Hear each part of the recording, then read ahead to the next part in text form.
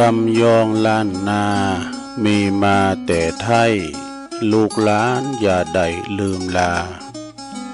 ถ้าเฮาบ่หักลืมลืมจาแล้วไผในจ้าจักมาสืบถอย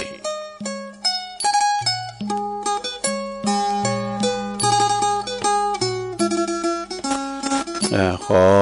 ความนอบน้อมแด่พระรัตนตรัยอันมีพระพุทธพระธรรมพระสงฆ์เป็นสรณะที่พึ่งขอกราบแนบไต่ไหวสาถวายความเคารพมายังครูบาอาจารย์พระมหาเถรานุเถระท่านเจ้าคณะพระสังฆาธิการพระภิกษุสามเณรเจ้าจุโตนจุองค์กุวัดวาอารามพร้อมตึงสำนักติภักสงฆ์ตุยขอเจริญปอนมายังบรรดาปออกแม่ออกศรัทธาตันสาธุชนนักศีลนักบุญคุณดีหมู่เฮาเจ้าขาดทั้งหลายตีได้อยู่ตั้งบ้านตั้งจองเปิดวิทยุเปิดเครื่องรับโทรศัพท์ฟังกันตั้งบ้านตั้งจอง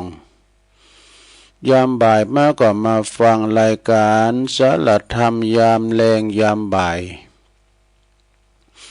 รายการสารธรรมยามแลงอันนี้ก็ดำเนินรายการรับผิดชอบโดยตนตัวแห่งอาตมาภาพเก่ากับผมตุลุงหนันชัยวัฒนาคเสโนก็มาจัดรายการในวันจันทร์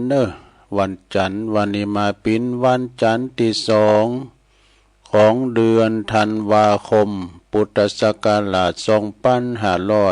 2567นะ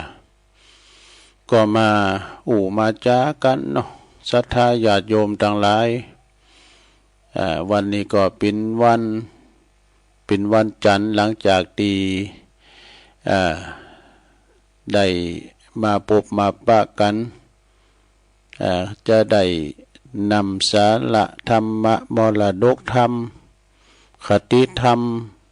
หรือว่านิทานธรรมมาเล่าสู่จูกับปออกศรัทธาได้ฟังกันเนาะที่อยู่กันตั้งหอตั้งเฮินแต่เมื่อค่ำยามแรงอีกก็ฟังกันก่อมป้อนหนักป้อนลายสักตะไรมันบ่เหมือนหมดเจ้าแล้วเมื่อค่ำยามคืนนี่คุณจะฟังหลาย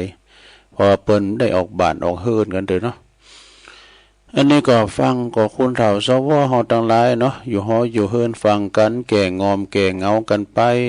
ครูบาอาจารย์เปิ้นก็ได้มาสลับสับเปลี่ยนกันไปก็หลากหลายนะก็จะมีหลายภาคภาษาก็แต่ละภาษานั้นก็เปิ้นก็จะมีภาษาของเปิ้นชนเผ่านะตัวลุงนี่ก็มาภาคภาษาย่องเนาะนี่ก็เป็นชนเผ่าทั้งเผ่าหนึ่งเนาะที่อยู่ในประเทศไทยโดยเฉพาะก็อยู่ตั้งดับปูนนี่นักนะตั้งป่าสร้างกันเนี่ยก็หลายๆตีกระจักกระจายกันไปภาคภาษาย่องนี่เนาะฉะนั้นวันนี้มาปะกันแล้วก็จะได้ไปตั้งคืนสถานีที่เปิดหับสัญญาณรายการช่วงเวลาตั้งแต่15 ถึง 17 นาฬิกาหรือว่าบ่าย3 โมงถึง5 โมงก็ขอขอบคุณทางสถานีวิทยุของคณะสงฆ์อำเภอฝางจังหวัดเชียงใหม่วัดพระพุทธบาทอุดม FM 100.25 เมกะเฮิรตซ์พี่น้องฟังไม่อายใส่ประการนะก็ฟังกันลงกันหลายก็ฟังกันไปขอบคุณสถานีวิทยุคืนพระพุทธศาสนาการศึกษาและวัฒนธรรมของวัดไฟหินFM 104.50 เมกะเฮิรตซ์อันนี้ก็คืนนี้ไปกวงไปไกลครอบคลุมกันหลายพื้นที่และขอบคุณทางสถานีวิทยุมนเสียงธรรมวัดบุพารามบุญเริ่มอำเภอแม่แจ่มบุญนะ FM 106.25 เมกะเฮิรตซ์ ก็แผ่พายกระจายเสียงไปต่างอำเภอแม่แจ่มขอบคุณสถานีวิทยุบ้านทุ่งเรดิโอ FM 89.50 เมกะเฮิรตซ์อำเภอสันป่าตองเน้อขอบคุณสถานีวิทยุวิทยาลัยสงฆ์นครลำปางตั้งอยู่ที่วัดบุญญาวาสวิหารเนาะ FM 106.50 เมกะเฮิรตซ์อันนี้ก็ตั้งลำปางลำพูนนะก็ฟังกันไปตีใดเอ่ยไปตั้งสถานีวิทยุแต่ละคืนบุญเปิ้นก็เฝ้าวิทยุเปิ้นถึงเวลานั้นก็ออนไลน์ตั้งนั้นพองเนาะภาคธรรมะพองภาคบันเทิงภาคเพลงก็สัปปะนะแต่บางสถานีกลางวันเปิ้นก็ปิดกะนะปิดแล้วก็เมื่อค่ำยามคืนก็เปิดแถมเนาะก็มีศรัทธาญาติโยมทั้งหลายถ้าว่าไผที่เปิ้นมีสถานีวิทยุนะเปิ้นต้องได้เฝ้าจบรายการหนึ่งก็เอารายการหนึ่งใส่ถึงได้ไปตั้งใดบางทีก็คนจิตอาสาเนาะจิตอาสากันแต่เปิดความสุขของพี่น้องประชาชนการฟังนี่มันง่ายเพราะว่าข่าวสารอย่างต่างๆก็วยอย่างเขาฟังข่าวกันเนาะบอกว่าจะเป็นข่าวการบ้านการเมืองข่าวอาชญากรรมก็เขาฟังเอาพอโทรทัศน์สัมพันธ์แผ่วภาพพวกนี้กะนะอันนี้ก็คือข่าวสารต่างบ้านเมืองต่างคดีต่างๆนี่นะเนาะเอาไปพอไปก่อยนะในโทรทัศน์เนี่ยโอ้สำตัวก็เจ็บหูเหมือนกันนะเอาพอหันข่าวหันภาพแต่น้ำท่วมน้ำนองเปิ้นก็อินดูเปิ้นน้ำแจ่มสังเวลาเปิ้นพลิกกันเถียงกันเปิ้นขาฟันบันแต้งกันก็อินดูเปิ้นให้เหมาะนะทำตัวก็มีความพาดพังยับยั้งชั่งใจบ่ได้นะก็เลยเป็นฆาตกรอีกก็มีนะเปิดไปสัมภาษณ์ก็ว่าเป็นอารมณ์ชั่ววูบเขามีคันติก็แต่เป็นอย่างนั้นนะซะท่านเนาะนั่นก็เขาไปพอก็ปุ้งนะปุ้งจะไปปิ้นอย่างเขาจะไปปิ้นอย่างเปิ้นนี่นะใช่ไหมครับรถขับลาก็ดีนะบางทีเนี่ยไปจูนเปิ้นปตูตึงลูกตึงแม่เปิ้นตายก็มีอินดูก็ไปพอแล้วก็สังเวชแต่ซะท่านเนาะแต่เขามาฟังวิทยุนี่ถึงไม่เขตอย่างเด้อซะท่าธรรมะนี่มันจะเป็นเรื่องของความเขตนะก็เขาก็ใฝ่ใจจงไปนะฟังตุเจ้าต้นหนึ่งก็ว่าแบบหนึ่งพระครูต้นหนึ่งก็ว่าไปก็คือเป็นความที่เราฟังแล้วก็มนอกมนใจนะมรดกธรรมพองก้าปองเปิ้นก็เอาธรรมมาเทศนาเอานิทานธรรมอย่างว่าในตัวลุงก็น้อมนำเอาธรรมะของตุอุ้ยเนอะธรรมะของตุอุ้ยนี่เป็นว่ากล่าวค้านกันมาโอ้ทำตุอุ้ยนี่สอนดีแต่หนึ่งน่ะเป็นธรรมะบรรยายตุอุ้ยไหนตุปูนปนอยู่วัดแม่โป่งดอยสะเก็ดตุอุ้ยบุญปันปุญญธรรมโมโอ้เปิ้นมีเจตนาดีน้อมนำเอาพระธรรมเทศนามามอบหมายถวายตุลุงนะอาจารย์สมเพชรเขาพองก้าเนี่ยปัญญาโนป่าไผ่บ่อทองนี่นะแม่กิมล่างโอ้หลายทันแต่เป็นถ้ำเป็นผูกเป็นหนังสือธรรมะแถมพวกกว่าหลายก็มีแผ่วปนานสุนทรบุญญาสิงห์ตังเนี่ยก็ตั้งบ้านนั้นตั้งเนี่ยนะตั้งน้องสลีกันเนาะอาจารย์ปุณธรรมโนว่าหลายตีซะนะที่เปิดนำมานะก็อันนี้เป็นพระธรรมเทศนาเรื่องแสวงหาความสุขนะอันนี้แต่งโดยพระศรีธรรมนิเทศหรือว่าหูจักกันในนามของท่านพระมหากามลโชติมันโตปริญธรรม7ประโยคเนอะอันนี้แต่ก่อนนี่เปิ้นเป็นพระนักเทศนะแต่รุ่นเราเขาเดียวกันดึงเอาคุณอาจารย์มหาศัพท์ปวกาเนาะประทีปเป็นเครื่องมือส่องเดินทางของคนโบราณแต่ แต่ธรรมะเป็นเครื่องสองทางทั้งชีวิตชีวิตทั้งกลางวันทั้งกลางคืนนะอันนี้ฟังเปิ้นเตดก็เปิ้นเตดตีพระบาทตากผามก็นะดูทำบุญอายุของครูบาหลงครูบาเจ้าพระบาทตากผานะโบ้เปิ้นเตดนี่เป็นมีสาระมก่อนนี่เป็นเทพคาเสร็จนะแล้วมันหายไปไหนตุลุงก็ซื้อเปิ้นมาเมื่อกันน่ะมันหายไปไหนเนาะมีหลายอย่างเนี่ยที่เปิ้นว่าไว้นะโตความกตัญญูนี่เนี่ยกรรมที่เปิ้นมาเรียกว่าเพื่อเฮาจะฮู้ว่าดวงกินขิงเพื่อฮู้ขิงบ่กินโด่งนะก็ว่าลูกหลานหรือว่าลูกศิษย์ลูกหามันจะมาส่งปิ่นโตอาตมาก็ลิ้นเสาะเหงือกไอ้ดอกเปิ้นว่านะเปิ้นว่าเพิ่นแมงปูแมงผึ่งปุ่นนะมาผสมเกสรเราก็ได้กินทุเรียนก็มันดูไอ้น่ะโอ้หลายอย่างอันนี้ความกตัญญูอันนี้แต่งโดยพระศรีธรรมนิเทศหรืออาจารย์ท่านพระมหากมลโชติมันโตปริยธรรม7ประโยคนะรวบรวมโดยพระมหาอินแก้วสุวัจโจเนี่ยสุวัจโจนี่มีความหมายนะ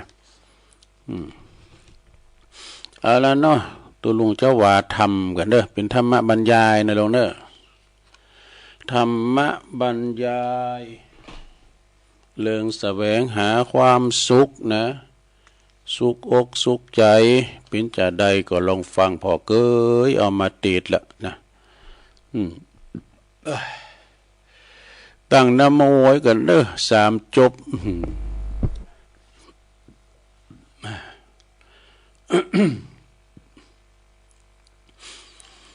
นะโมตัสสะภะคะวะโตอะระหะโตสัมมาสัมพุทธัสสะนะโมตัสสะภะคะวะโตอะระหะโตสัมมาสัมพุทธัสสะนะโมตัสสะภะคะวะโตอะระหะโตสัมมาสัมพุทธัสสะยะโตยะโตจะปาปักกังตะโตตะโตมะโนนิวาระเยติณโอกาสบัดนี้อาตมาภาพก็จักได้แสดงพระสัทธรรมเทศนาในสุขปริเยสนกถาเปิ้นจะพรรณนาถึงการแสวงหาความสุขเด้อศรัทธาญาติโยมทั้งหลายเป็นแนวต่างในต่างพระพุทธศาสนาพอสมควรแก่กาลเวลาดำเนินตามกระแสนะวาระพระธรรมพระบาลีที่ได้ยกขึ้นไว้โหขอว่ายะโตยะโตนี่เป็นต้นเด้อยะโตยะโตนี่ก็แปลว่าบาปเกิดขึ้นจากอารมณ์ใดๆพึงห้ามใจจากอารมณ์นั้นๆเด้อมีอธิบายดังต่อไปนี้ว่าธรรมดานี่ความสุขนี่นะซึ่งก็หมายเอาสุขสบายความสุขสบายนะสบายกายสบายใจไผก็ปรารถนาไผก็อยากจะได้เด้อความสุขนี่นะเฮาก็จึงแสวงหาความสุขกันโดยวิธีการต่างๆนะบางคนก็มีความสุขสมหวังเพราะว่าประกอบการถูกนะบางคนก็บ่สุขสมหวังผิดหวังพลาดหวังเพราะประกอบเหตุที่มันบ่ถูกนะความสุขมีอยู่2อย่างคือสุขกาย1เนอะสุขใจ1แล้วก็สุขกายนั่นเป็นเรียกว่ากายิกสุขนะเป็นสิ่งตีปอกปอใจเสาะแสวงหากันได้ง่ายๆยกย้ายค่ายเปลี่ยนแปลงกันได้ง่ายเป็นต้นว่าเฮาใครอยากกินข้าวเฮาก็กินเฮก็สุขละเฮาใครอยากดื่มน้ำเฮาก็ดื่มเฮนะเฮามอยเฮาเหนื่อยเฮาก็พักเฮเฮาฮ้อนเฮาก็อาบน้ำเฮนะยืนแปลว่ายืนนักมันบ่เป็นสุขอยู่ที่นี่นี่แต่ที่นี่โอ้แดดส่องหัวมาบแล้วตะวันออกทำแก่นเลยน่ะเฮาก็ย้ายตีเฮนี่ ไปอยู่ตั้งปุ่นอยู่ตั้งโฮมปุ่นนี่นะหรือว่าฝนตกมันตกใส่หูเฮาอีน่ะเนาะเฮาก็ย้ายเฮ้แน่เฮาอยู่ที่หันมันตกใส่มันเป็นสุขไอ้นะโยกย้ายค่ายตีไปหันค่ายไปหน่อยมันง่ายดีเนาะฉะนั้นศรัทธาญาติโยมทั้งหลายไปอยู่ที่นี่โตเป็น10 ปีแล้วนี่ก็มาเยอะเหมือนกันกรุงลุงเลิงเนาะโคตรค่ายตีนะไปอยู่ที่อื่นโดไปอยู่ที่อื่นอยู่ที่นี่มันจะทำเลทองจ้ะนะอยู่ที่นี่โอ้ก็มีความสุขฮิเบหาเงินก็ได้มาไอ้นะเนาะอันนี้ก็คือความสุขเนอะสุขแปลว่าสุขตั้งใจนี่เรียกว่าเจตสิกสุขเจ้าในสุขตั้งกายแล้วก็เจตสิกสุขอันนี้ก็สุขตั้งใจนี่มีความสุขที่ลึกซึ้งสำคัญอันเป็นความมุ่งหมายเด้อที่จะแสดงในการนี่นะก็คุณเฮาโดยโถไปนี่โตเฮานี่จะพอกันเผินก็จะพอเหมือนว่าเฮาจะมีความสุขกันดีอยู่นี่แต่ถ้าหากว่าเฮาสันนิสนมนะวิสาสาปรมายาติคุ้นเคยกันไปอู่กันนะเปิ้นว่าสักไส้ไล่เลงถึงส่วนลึกของหัวใจแล้วก็จะปะว่าหมู่เฮาเจ้าขาดทั้งหลายเนี่ยนะส่วนมาก็ยังบ่มีความสุขแต่ว่าเตอสักเท่าใดบัดเท่าโคนเตอความสุขนี่นะแม่จะปะกันข้างเล็กก็จักตักตายปาสายกันว่าปีนพองสบายดีมีความสุขกันดีอีนะจะได้รับคำตอบว่าสุขสบายดีนะเป็นสุขดีอีนะอันนี้เปิ้นเรียกว่าตอบกันแบบเอาอกเอาใจแบบตอบแบบมันรักษามาหลายหยาดอีเนาะรักษาน้ำอกน้ำใจกันเพราะว่าปะกันประเดี๋ยวประดาวแต่ถ้าเฮาว่าเฮาอยู่ด้วยกันทานข้าวด้วยกันรวมกันคุยกันไปนานๆก็จะทำการปรับเข้าใจหากันนี่นะระบายความบ่สบายใจบ่สบายกายมาเลยความตุกอกตุกใจมาในต่างคนก็ต่างมีปัญหานะตีจะแก่บัดตกนะและอันปัญหานั้นก็เป็นตุนว่าก่อให้เกิดความตุกต่างใจนะแปลว่าพวกเฮานี่ส่วนมากนี่ก็จะมีความตุกอยู่ในฐานะที่ว่าอยู่ที่ลำบากอยู่นะเดือดร้อนห่อนใจกันอยู่ทางที่เฮานี่ก็บ่ควรที่จะลำบากแล้วก็บ่เดือดร้อนสักเท่าใด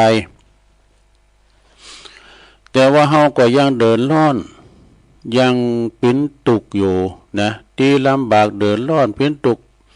บัดใจเรื่องเข้าเรื่องของเรื่องกินเรื่องวานเรื่องเงินลงทองอย่างสักอย่างบางคนนี่ลำบากนะแต่ก็มาเฮาก็มาลำบากเดือดร้อนเรื่องอื่นๆเป็นตุนว่าเนาะทุกข์ของปอของแม่นี่สถานลูกบ่อยู่ถ้อยฟังกรรมกานี่ก็บ่สบายอกบ่สบายใจแล้วทุกข์เดือดร้อนเป็นทุกข์เนี่ยจำเตก็ลูกนะทำโตเกิดมาเลเกเลมีลูกชายก็บ่ยอมเต็ดภูมิโหยนะปล่อยภูมิโหยยาวเป็นภูมิโหฮิปปี้เหมือนท่าซานเนี่ยประว่าน่ะก็เป็นที่รำคาญใจเป็นตุกใจของพ่อของแม่บางคนนี่เดือดร้อนเป็นตุกเลิงลูกแม่ยิงนี่ลูกแม่ยิงนุ่งผ้าก็บัดเรียบร้อยครบบ่จ่ายก็ก่อนไว้อันโกนนี่แล้วก็คนดีบ่มีลูกคนที่บ่มีลูกก็บ่ตุกเพราะเรื่องลูกแต่ว่าอาจจะตุกเพราะเรื่องอื่นๆนะเป็นต้นว่าตุกอื่นๆเป็นหยังคุณนั้นทำให้เฮาบ่พอใจพองกานี่คุณนี่ทำให้เฮาบ่ถูกใจพองกาหรือว่าเฮาบ่ได้รับความเป็นธรรมจากผู้หลักผู้ใหญ่ทำงานมาแต่เมื่อไหร่น่ะก็ถูกกดขี่ข่มเหงเฮ เฮาไปทำการทำงานแถบตายยศก็บ่ได้เลินเงินเดินขึ้นก็บ่ขึ้นเนี่ยทำดีก็บ่ได้ดีนะพารณาไปนี้นะเป็นตีต่ำก้อยน้อยใจเฮาก็บ่เคยขาดงานลางานสักเตอในนาทีการงานก็บ่บกพร่องสักเตอน่ะทำงานเป็นอย่างดีกิจกรรมพิเศษอันอื่นใดๆก็มาลุงเฮตีเฮาเนี่ยมดไปทำบุญตอดกฐินผ่าป่าก็เฮาเนี่ยน้ำไปเนี่ยก็ได้บุญกะอันนี้อุทว่าถึงบริษัทด้วยกันเนาะที่ว่าเปิ้นตู่ไหมนะเปิ้นโต้งมาเนาะสิ้นปีก็บ่ได้สักขันว่านั่นเงินเดือนก็บ่คืนเฮ้ยนะบางคนในปวดโตก็ได้ก็ขาดก็ได้ก็ลาก็ได้ก็โดดลมวันนี่บ่หันจะทำมาหยังเป็นสิ้นปีอันเนี่ยขึ้นได้ขึ้น2ขันแน่อีโดเกิดไปเกิดมาก็มันเป็นตีเจ็บอกน้อยใจก็มันก็ใครท้อถอยดูดูอันนี้คุณทำงานนะเนาะแต่ว่าหัวหน้าก็นายจ้างบ่เดินขันเดินขึ้นอย่างนะเนาะบ่อยากจะทำมันเลยแล้วความดีนี่นะนะอย่างอีเป็นต้นเปิ้นพารณาไว้นะพารณาไว้เป็นอย่างอีมันก็มีเนาะสดายาโยมบางทีนี่เยการคุณหลวงคุณหลายมันลูกหลายปอหลายแม่นะเนาะบางคนก็เป็นคุณปัจจบโหปัจจบบางคนนี่ก็เอาเยการแหล่งหน้าเนาะเยการแหล่งหน้ามันจะคือหลวงเยการแหล่งหน้าก็สมมุติว่าเฮามีพันเดนกันหลายนะ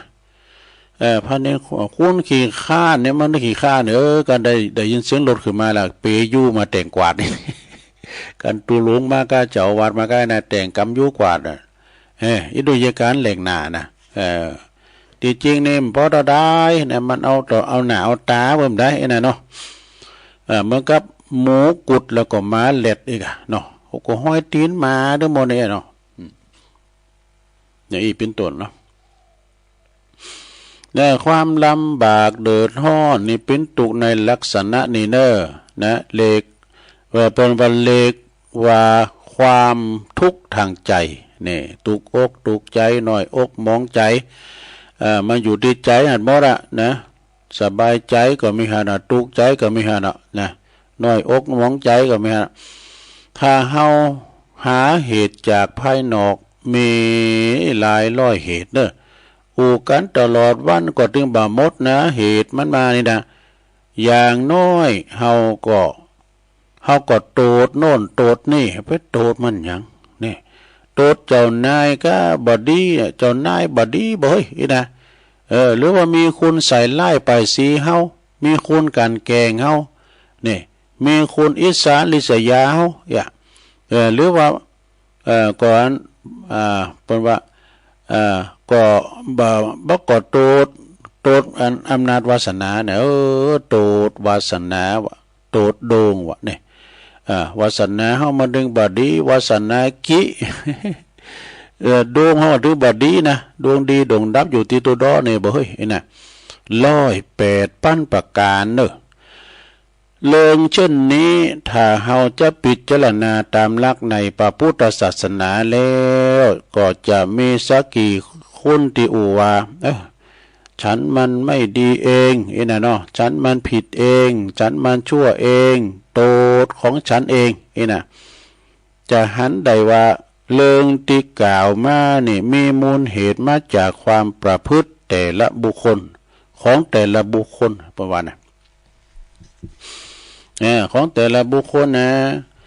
มีพุทธนิพนธ์ยืนยันไว้ในคุตกนิกายชาดกว่าวิหันยติจิตตวสานุวัตตีนี่เป็นบาลีปะนะเป็นแปลเป็นคำไทยเป็นบอกว่าเนี่ยลงเป็นแปลว่าผู้ประพฤติตามอำนาจจิตย่อมลำบากเดือดร้อนว่ามีอธิบายว่าธรรมดาคุณเฮานี่นะธรรมดาคุณเฮานี่ยังเป็นปุถุชนเนี่ยปุถุชนนี่ก็ยังแน่นหนาไปด้วยกิเลสอยู่ด้วยยังมีกิเลสตัณหามากหนักอยู่ มักจะหันคุณเป็นคุณหันแก่โตพองเข่าของตัวเข่าของเข่าข้างตัวเก่าตัวเองพองตามใจตัวเองพองจนเคยชินเป็นนิสัยเนี่ยเรียกว่ามีนิสัยเห็นแก่ตัวว่าจะคิดจะทำอะไรอย่างก็เปิดตัวเองจะอุ่มอย่างก็เปิดตัวเองจะทำอะไรอย่างก็เปิดตัวเองเนี่ยความหันแก่ตัวนี่เราจะสะสมไว้นานจนกลายเป็นสันดานไปเลยนะแปลว่า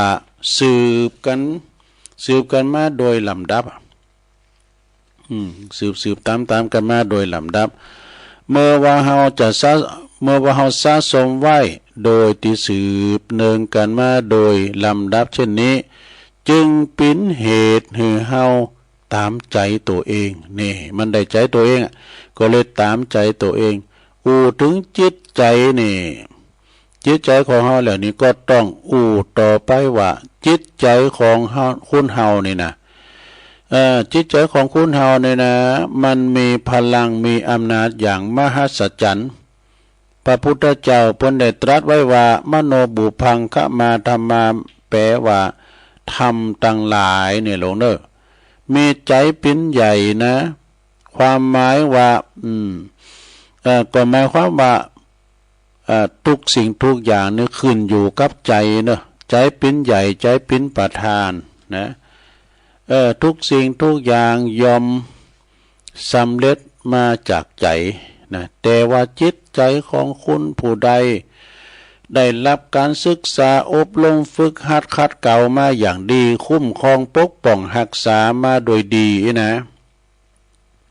จิตใจของผู้นั้นก็มีเหตุผลนะก็มีเหตุผลประกอบไปด้วยปัญญาหูดีหูโซหูแป้หูชนะหูอภัยเนอะแต่หากว่าจิตใจของผู้ใดบ่ได้รับการศึกษาบ่ได้อบรมฝึกหัดขัดเกลาแล้วนะบ่คุ้มครองป้องกันรักษาแล้วจิตใจของผู้นั้นนี่ก็มันก็จะมีเหตุบ่มีผลมันบ่มีเหตุบ่มีผลบ่นะ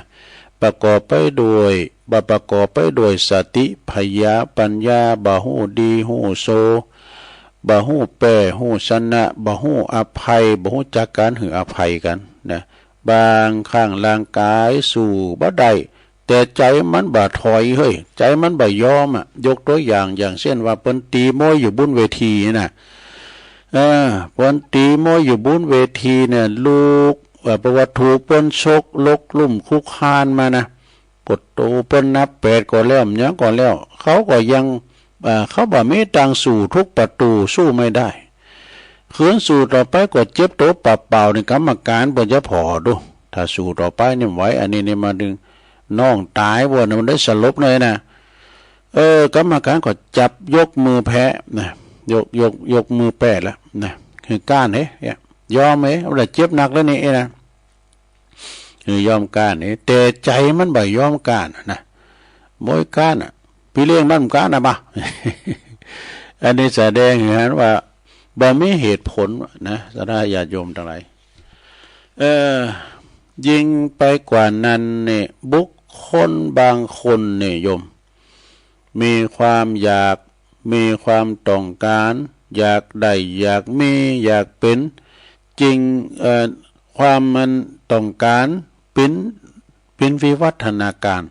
ของจิตเนี่ยใจมันถึงขายได้นะจิตใจเขานะหันบนอะไรเขาขายได้อันนั้นไหนนะอันนี้มันใจมันวิวัฒนาการของจิตแต่ว่าควรเอาในจะได้ยังก็ควรที่จะมีเหตุมีผลควรเป็นว่าบ่ควรที่ว่าถ้าเฮาจะหือมันอยากโดยบ่มีขอบเขตเนี่ยนะใจนะโดยที่บ่มีผลนะโดยที่บ่มีเหตุผลมันก็อยากบ่มีที่สิ้นสุดเด้อ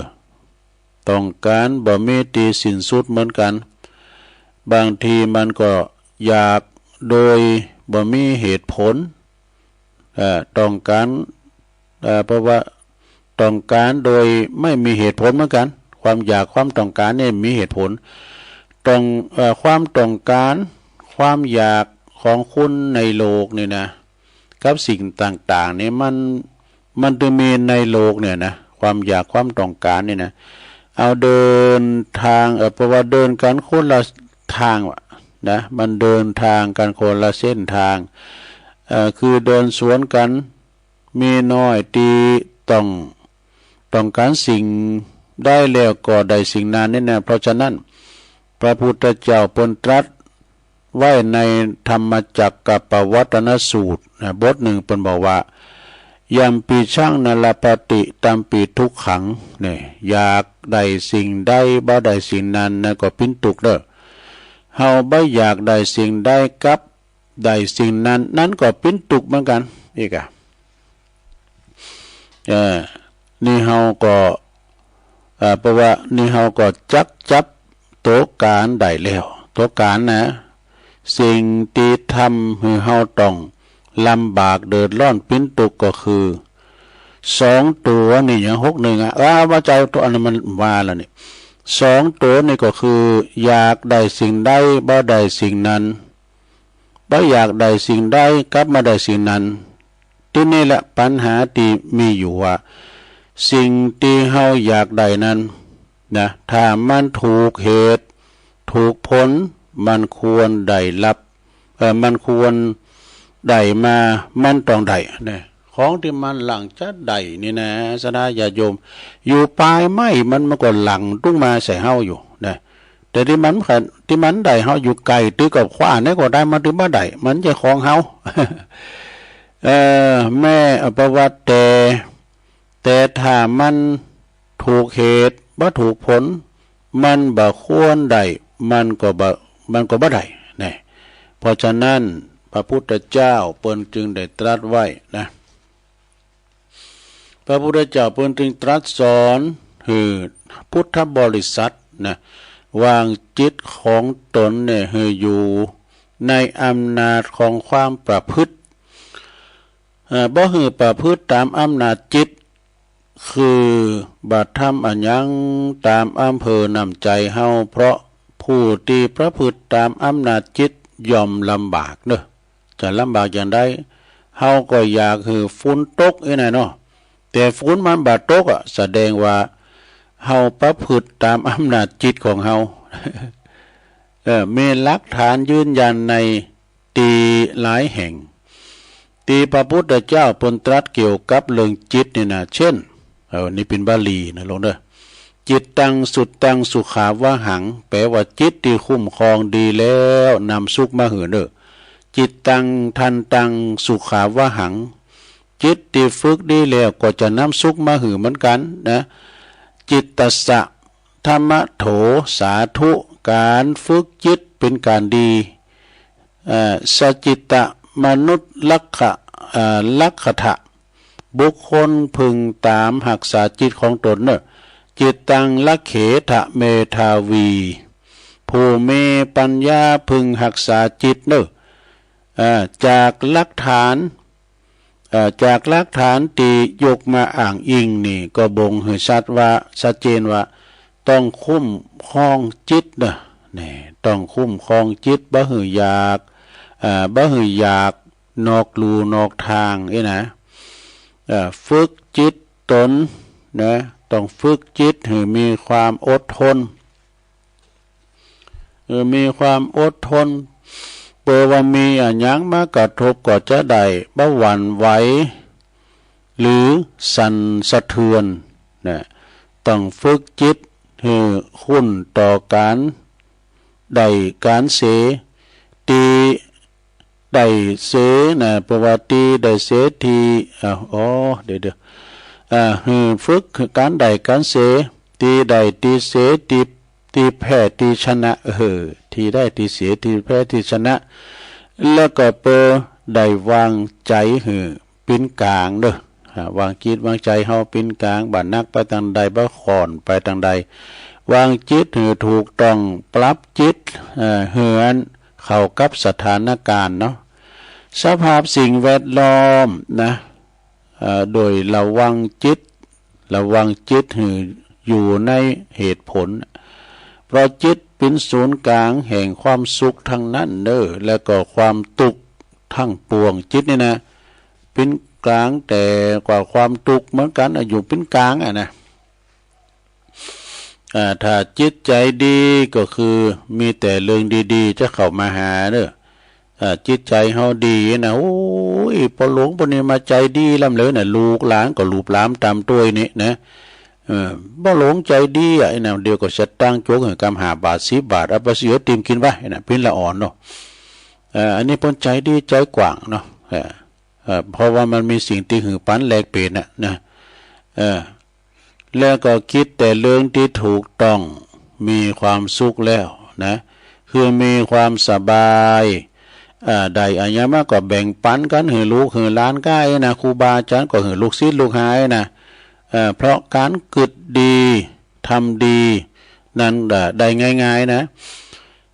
คิดดีพูดดีทำดีเนี่ยนะคนส่วนมากหันโดย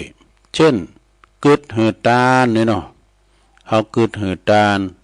ถ้าเมื่อใดใจบ่ดีก็คือคิดที่บ่ดีบ่มีเหตุผลคิดบ่ถูกต้องกึดบ่ถูกต้องก็มีความทุกข์นะก็คือลำบากเพราะการกึดบ่ดีนั่นก็เป็นของอยากนะคิดลำบากนะจึงเป็นทุกข์นะคิดลำบากจึงเป็นทุกข์เพราะคนส่วนมากบ่หันโดยเช่นกึดจับป่นโอ้มันกึดใหญ่กึดจับป่นบ่นะกึดจับป่นอย่างไรหยุ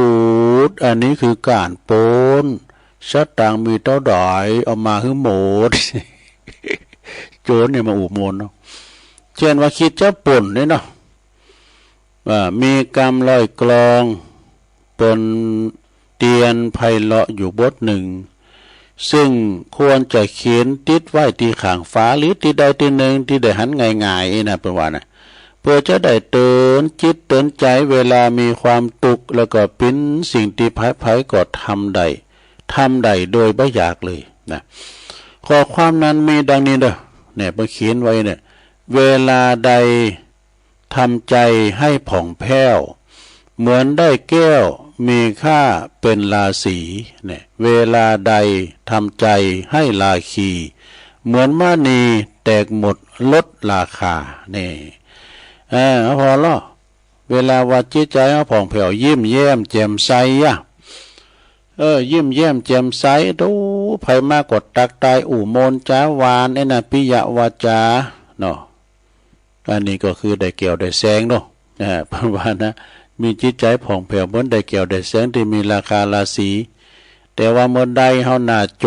ยหน้ากึกมึกในเฉพาะโง่สูก็นะไผมันเข้าไก่เนอะก็เหมือนมันนี่แตกแล้วมีราคานี่เมียลดราคาไปแล้วนี่นะอันเป็นอันว่าเมื่อมีความตุกต่างใจเกิดขึ้นเมื่อใดก็เพราะเหตุใดก็ตามแล้ววิธีแก้ให้ถูกจุดนั่นนะเพิ่นจะคือวิธีแก้ให้ถูกจุดนั่นก็คือแก้จิตใจนะแก้จิตใจนะลงเด้อให้ลบโลมสติปัญญาทั้งหมดปรุงตรงไปที่ใจทำใจให้ผ่องใสผ่องแผ้ววิธีที่จะทำให้ใจเฮาผ่องแผ้วนั้นให้เหมือนกับแก้วที่มีกานั้นมีปฏิกิริยา3 วิธีหรือว่า3 ขั้นคือขั้นปฐมนี่ขั้นปฐมนี่ป.3 ป.4กันเนาะแล้วก็ขั้นมัธยมม.1 ม.2ไปขั้นอุดมนี่ก็สูงขึ้นไปเอามาพอว่าขั้นปฐมนี่คือวิธีใดวิธีนี้ของขั้นปฐมโดยนำเอาพุทธวาจาที่ยกขึ้นเบื้องต้นนะเป็นหัวข้อที่เทศนาไว้มาใช่เนอะคือบาปเกิดจากอารมณ์ใดๆนะสิ่งที่มันเศร้ามนเล่าเศร้ามองเนาะหลวงปู่ด้อยบอกว่ามนเล่าเศร้ามองน่าฮักตับง้อยคือมันเป็นบาปเพราะว่าคือบาปเกิดจากอารมณ์ใดๆนะพึงห้ามใจจากอารมณ์นั้นๆเนอะหนีจากมันไปนะจะไปเกิดถึงมัน ก็มันเกิดก็ดีเกิดนี่ก็เดี๋ยวไว้เกิดเด้อไปเกิดเด้อมันว่าเฮาแล้วไปเกิดเด้อไปเกิดเด้อจะตุลุงน่ะแล้วไปเกิดมันน่ะจะมันว่าคือจะมันน่ะอภัยมันน่ะจะมันน่ะผู้คิงกุดไปจะหนักแล้วมันไปเกิดได้จะได้คือบาปเกิดจากอารมณ์ใดๆพึงห้ามจากอารมณ์นั้นๆนะคืออารมณ์อันใดทำให้เฮาปิ้นตุกหม่นเล่าเศร้ามองต้องถอยจากต้องถอนใจจากอารมณ์นั้นๆเด้อย้ายความติดนะแปลว่าย้ายความคิดเป็นจิตตัดใจจากอารมณ์นั้นทันทีนี่อย่าเอาใจไปของอยู่ในอารมณ์นั้นๆนะลงนะอย่าเอาใจไปมกมุ่นครุ่นคิดในอารมณ์นั้นๆเพราะยิ่งจำยิ่งคิดก็ยิ่งจุ๋มยิ่งขมขื่น ยิ่งขมขื่นเรื่อยๆเกิดไปก็มันเนี่ยมาแค้นแล้วเลยนะมันเกิดไปก็เอาออกจากอารมณ์นั้นไปอย่าไปคิดถึงคุณหักคุณจังนี่โตหมอนนั้นมันเราควานกู้อยู่เอาหมอนนั้นมันจังกู้อ่ะนะก็เอาไปเกิดนี่นะอย่าไปเกิดถึงความหักความจังนี่แม้กระทั่งสิ่งที่ทำให้เกิดความหักความจังความชอบความบ่ชอบลักษณะอย่างนี้ปนเลกว่าหนีนะหนีลูกเดียวคือหนีไปไหนหนีเสียจากอารมณ์นั้นๆนะอันนี้มันเป็นขันปฐมเด้อเนี่ยจอยได้บางอย่างจอยได้บางอย่างอย่างน้อยนี่จอยได้พองในอย่างน้อยนี่ก็ทำให้จิตใจเฮาสงบกันเฮาจากหันมานะเอาอารมณ์มันมาขุนโม้ยนะอย่างน้อยก็ทำให้ใจเฮาสงบนะจะมีความเบาอกเบาใจจืนบานหวานใจขึ้นมาพองเนี่ยบ่อนนักอึ้งจนเกินไปเมื่อถอนใจจากอารมณ์นั้นแล้วจะเอาไปวางไว้ที่ไหนวางที่ไหนดีนะเหมาะส่วนมัธยมมันจะมาเสริมโยงกันนะส่วนมัธยมในตันสอนเอาใจไปวางไว้ในอารมณ์อันสบายนะลงเนอะก็คืออารมณ์ที่แบบเป็นปิดแบบเป็นไพ่ก็แก่จิตแก่ใจเฮานะจะนึกถึงไผก็ได้นะนึกถึงคุณที่เป็นดีๆนะนึกถึงคุณศีลคุณทานกายนะนึกถึงจะนึกถึงอย่างก็ได้ถ้าจะนึกถึงบุคคลเนี่ยนะนึกถึงบุคคลก็จะต้องเป็นคนที่มีคุณงามความดีอย่างยอดยิ่งบ่มีข้อบกพร่องนะข้อบหาข้อตำหนิได้เลยนะยกตัวอย่างนึกถึงพระพุทธเจ้านี่นึกถึงพระพุทธเจ้านะหลวงเนอนึกถึงพระคุณของท่านโดยใคร่ครวญว่าถ้าอูถึงปัญญาไอ้นะสดาญาโยมคุณในโลกเนี่ยนะถ้าอูถึงปัญญานะบ่มีไผในโลกนี่จะมีปัญญาเทียบเท่าพระพุทธเจ้าอีกแล้วนะไผจะฮู้อันยังจะค้นพบอันยังก็บ่มีบัดสำคัญเต่าพระพุทธเจ้าที่เป็นฮู้อริยสัจค้นพบอริยสัจนะถึงความบริสุทธิ์บ่มีภัยที่ในโลกนี่นะจะมีใจบริสุทธิ์เท่าพระพุทธเจ้าโดยโทไปคุณก็นะเพราะว่าคุณบ่มีความโลภปนบ่มีความโลภความโกรธความหลงบ่หักบ่จังพระพุทธเจ้าบ่มีความโลภความโกรธความหลงทรงพ้นไปจากความหักความจังทั้งสิ้นแต่คุณส่วนมากในฐานและถ้าจะหักเนี่ยนะคุณส่วนมากในฐานจะหักเนาะก็เพราะหันแก่ตัวนะญาติพี่น้องของตัวเองกาบางพองก็หันแต่พักแต่โพกพักปกเพื่อนฝูงมีเกี่ยวสายข้ามของตนเองกาแต่พระพุทธเจ้านี่ทรงมีความหักคือพระเนตรพระเมตตาในสัมภสัตติบ่มีประมาณเด้อแผ่พายขยายไปไม่มีประมาณเด้อแม่ว่าไผจะตามล่างตามขาตามลาก็ตามเลยเช่นพระเทวตัตนี่ก็เหมือนกันนี่เป็นกูปั๊บของพระพุทธเจ้า ก็ทรงแผ่เมตตาไปถึงนะหรือว่าถ้าจะนึกถึงภัยสิ่งใดสิ่งหนึ่งแล้วสิ่งนั้นก็ควรจะเป็นธรรมคือคำสอนของพระพุทธเจ้าโดยกึดหือหานว่าพระธรรมของพระองค์ยอมคุ้มครองผู้ปฏิบัติประพฤติตามบ่ให้ตกไปในที่ชั่วผู้ได้โหธรรมประพฤติธรรมผู้นั้นยอมหันเป็นสุขยอมอยู่เป็นสุขโดยดังนี้เป็นต้นการที่เอาใจมาใคร่ครวญไตรตรองถึงพระพุทธคุณพระธรรมคุณเช่นนี้ก็จิตใจก็จะเบิกบานเบาสบายบ่เข่งขีดลงใจสงบนิ่งสุขุมมีอารมณ์เป็นหนึ่งหลงมีอารมณ์เป็นหนึ่งอารมณ์จะเป็นหนึ่งนักแน่นอันนี้ก็เรียกว่าสมถภาวนาสมถภาวนาหลงคือการภาวนาเพื่อความสงบควรทำกันทุกวันเป็นการลงทุนน้อยแต่ว่าได้กำไรหนักภัยทำดังนี้ยอมได้รับความสุขสูงกว่าสุขแหลกหรือว่าขั้นปฐมซึ่งก็ภัยก็ยอมที่จะทำได้บ่เหลือวิสัยเมื่อว่ามาถึงขั้นนี้แล้วคุณหักคุณจังความหักความจังมันก็จะหายไปหมดนี่ความขุ่นมัวหมุนเล่าสมองความลำบากทั้งหลายเดือดร้อนก็จะหายไปหมดความเดือดร้อนห่อนใจนั่นก็จะหายไปหมดเฮาก็จะบ่ควรหยุดเพียงแค่นั้นบ่ควรที่จะหยุดเพียงแค่นั้นเฮือเกิดขั้นไปถึงขั้นอุดมอุดมศึกษาอันเป็นขั้นสูงสุดคือการยกระดับจิตให้สูงขึ้นไปอย่าไปกึดอารมณ์อันสบายนั้นอย่าไปกึดในอารมณ์อันสบายนั้นให้ใจปัญญาพิจารณาหาเหตุผลของสิ่งต่างๆที่อยู่รอบตัวเฮาคือหันการเกิด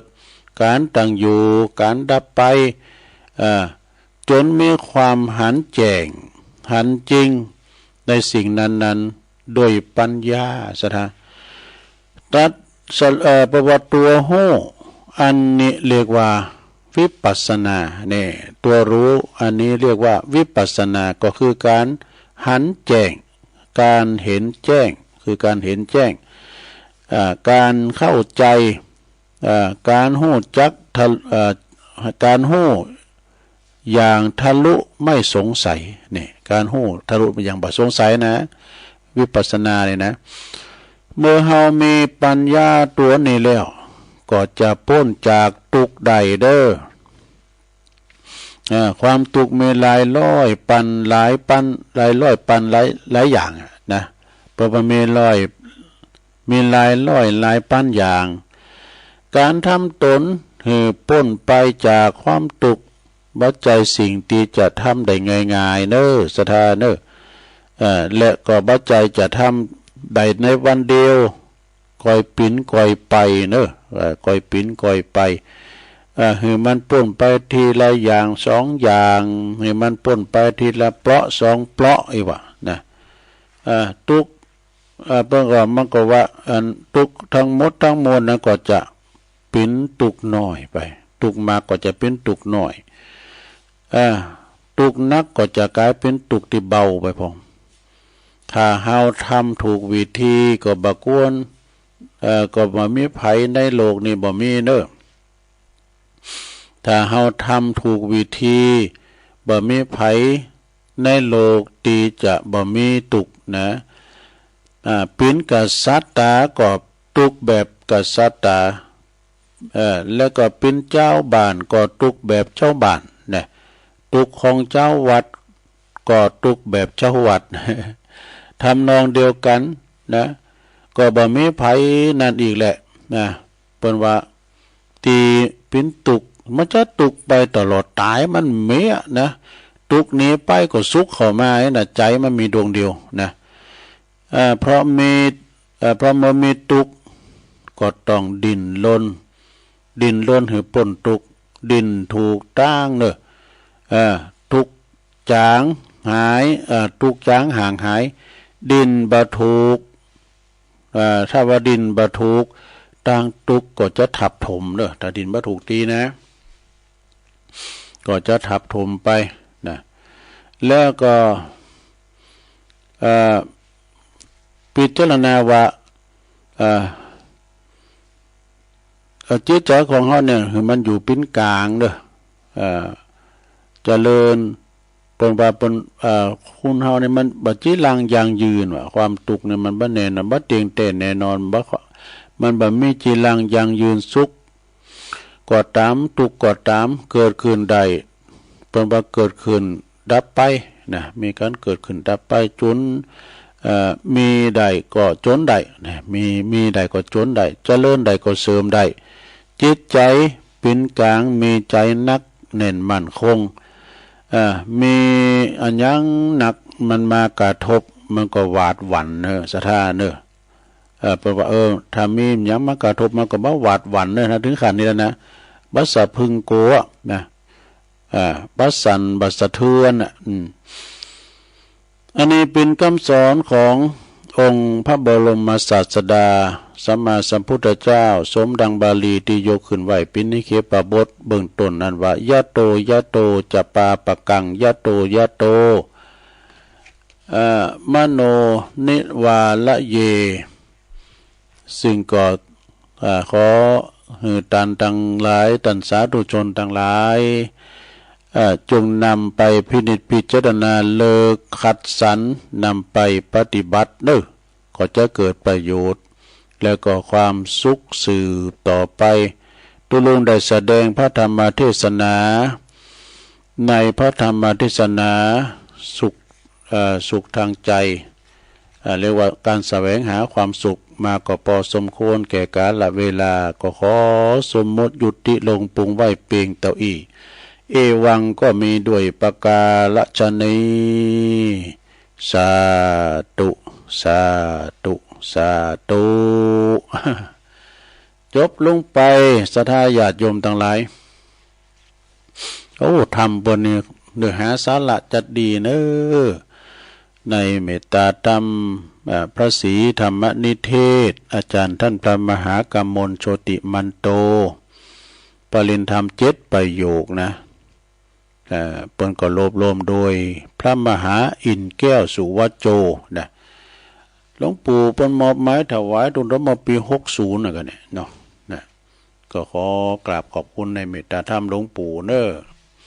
หลวงพ่อบุญปันตุอุ้ยนะปุญญธรรมโมวัดแม่โป่งดอยสะเก็ดเอาปอนตุอุ้ยกันเน้อสถาเอาปอนกันเน้อปอนธรรมตุอุ้ยกันเนาะอิจิตังปาติตังตุมหังคิปะเมวะสมิจตุสัพเพปุเรนตุสังกปาจันโทปนาลโสยถามณิโจติลโสยถาภวะสัพพิติโยวิวัจจันตุสัพพะโลโกวินาศตุมาเตภวัตวันตรายโยสุขีติคายุโกภวะอภิวาทานาสีลิสานิจังวุตาปัจจายโนจัตตาโลธรรมาวทันติอายุวันโนสุขังปะลังสาธุตุอุ้ยมีสุขภาพสมบูรณ์แข็งแรงลอยสาวเนอเตดน้ำเตดธรรมก็จบลงไปนอกศรัทธานะเมื่อเจ้ามอกเวลาประมาณแบบ8 โมง 9 โมงนี่ท่านมหาสมชาติเพิ่นก็โทรมาหาตุลุงบ่ได้รับสายสักคำหอจะโจ้ตุลุงไปในงานส่งสักการตั้นขาบแม่ดวงดีนะลัตตะเนาะเพิ่นเสียแก่ชีวิตไปเพิ่นก็ส่งสักการตั้นขาบวันนี้แล้วเด้อก็ขอแสดงความเสียใจกับลูกกับหลานเพิ่นด้วยเด้อก็ไปดีละนะขอสุมาท่านมหาโดยได้รับสายแล้วก็ไม่ได้ไปด้วยเนาะก็ขอเพราะว่าก็มีการไม่งานอยู่หน่อยนึงก็ได้เฝ้าวัดด้วย อ้าวศรัทธาญาติโยมตอนนี้ไปตุลุงก็จะพักคึงก็กันเนาะพักเบรกสักกำก็เดี๋ยวก็จะมาเล่านิทานก้ามยังก็ไอ้นะซอหามอย่างมาเล็กๆน้อยๆมาเล่าสู่จู้กันฟังเนาะอยู่ตั้งบ้านตั้งจองก็ฟังกันไปเน้อปอออกไม่ออกศรัทธาสาธุชนทั้งหลายตัวลุงพักเบรกก็เด้อยกย้ายค่ายตีเตียวไปเตียวมายืดสินยืดสายนางมือน่ะได้ทำคิดส่วนตัวแล้วก็เตือนมันดังอู่ต่อกันชั่วโมงที่2กันต่อไปเน้อเจริญพร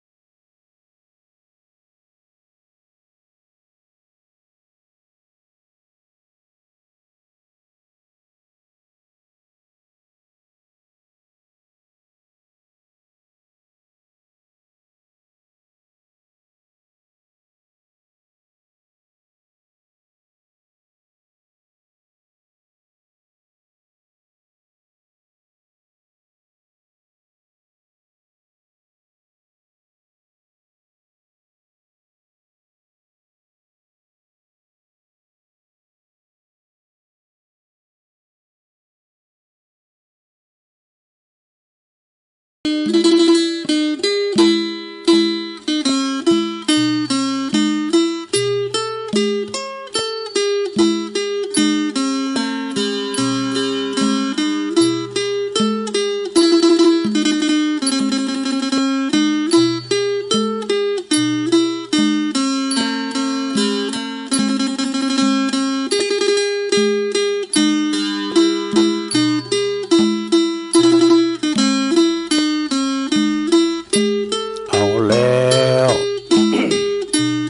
รัทธาญาติโยมทั้งหลาย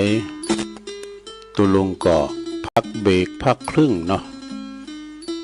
ได้ชั่วโมงก็ลุกเดียวให้หน่อยหนึ่งยืดเส้นยืดสาย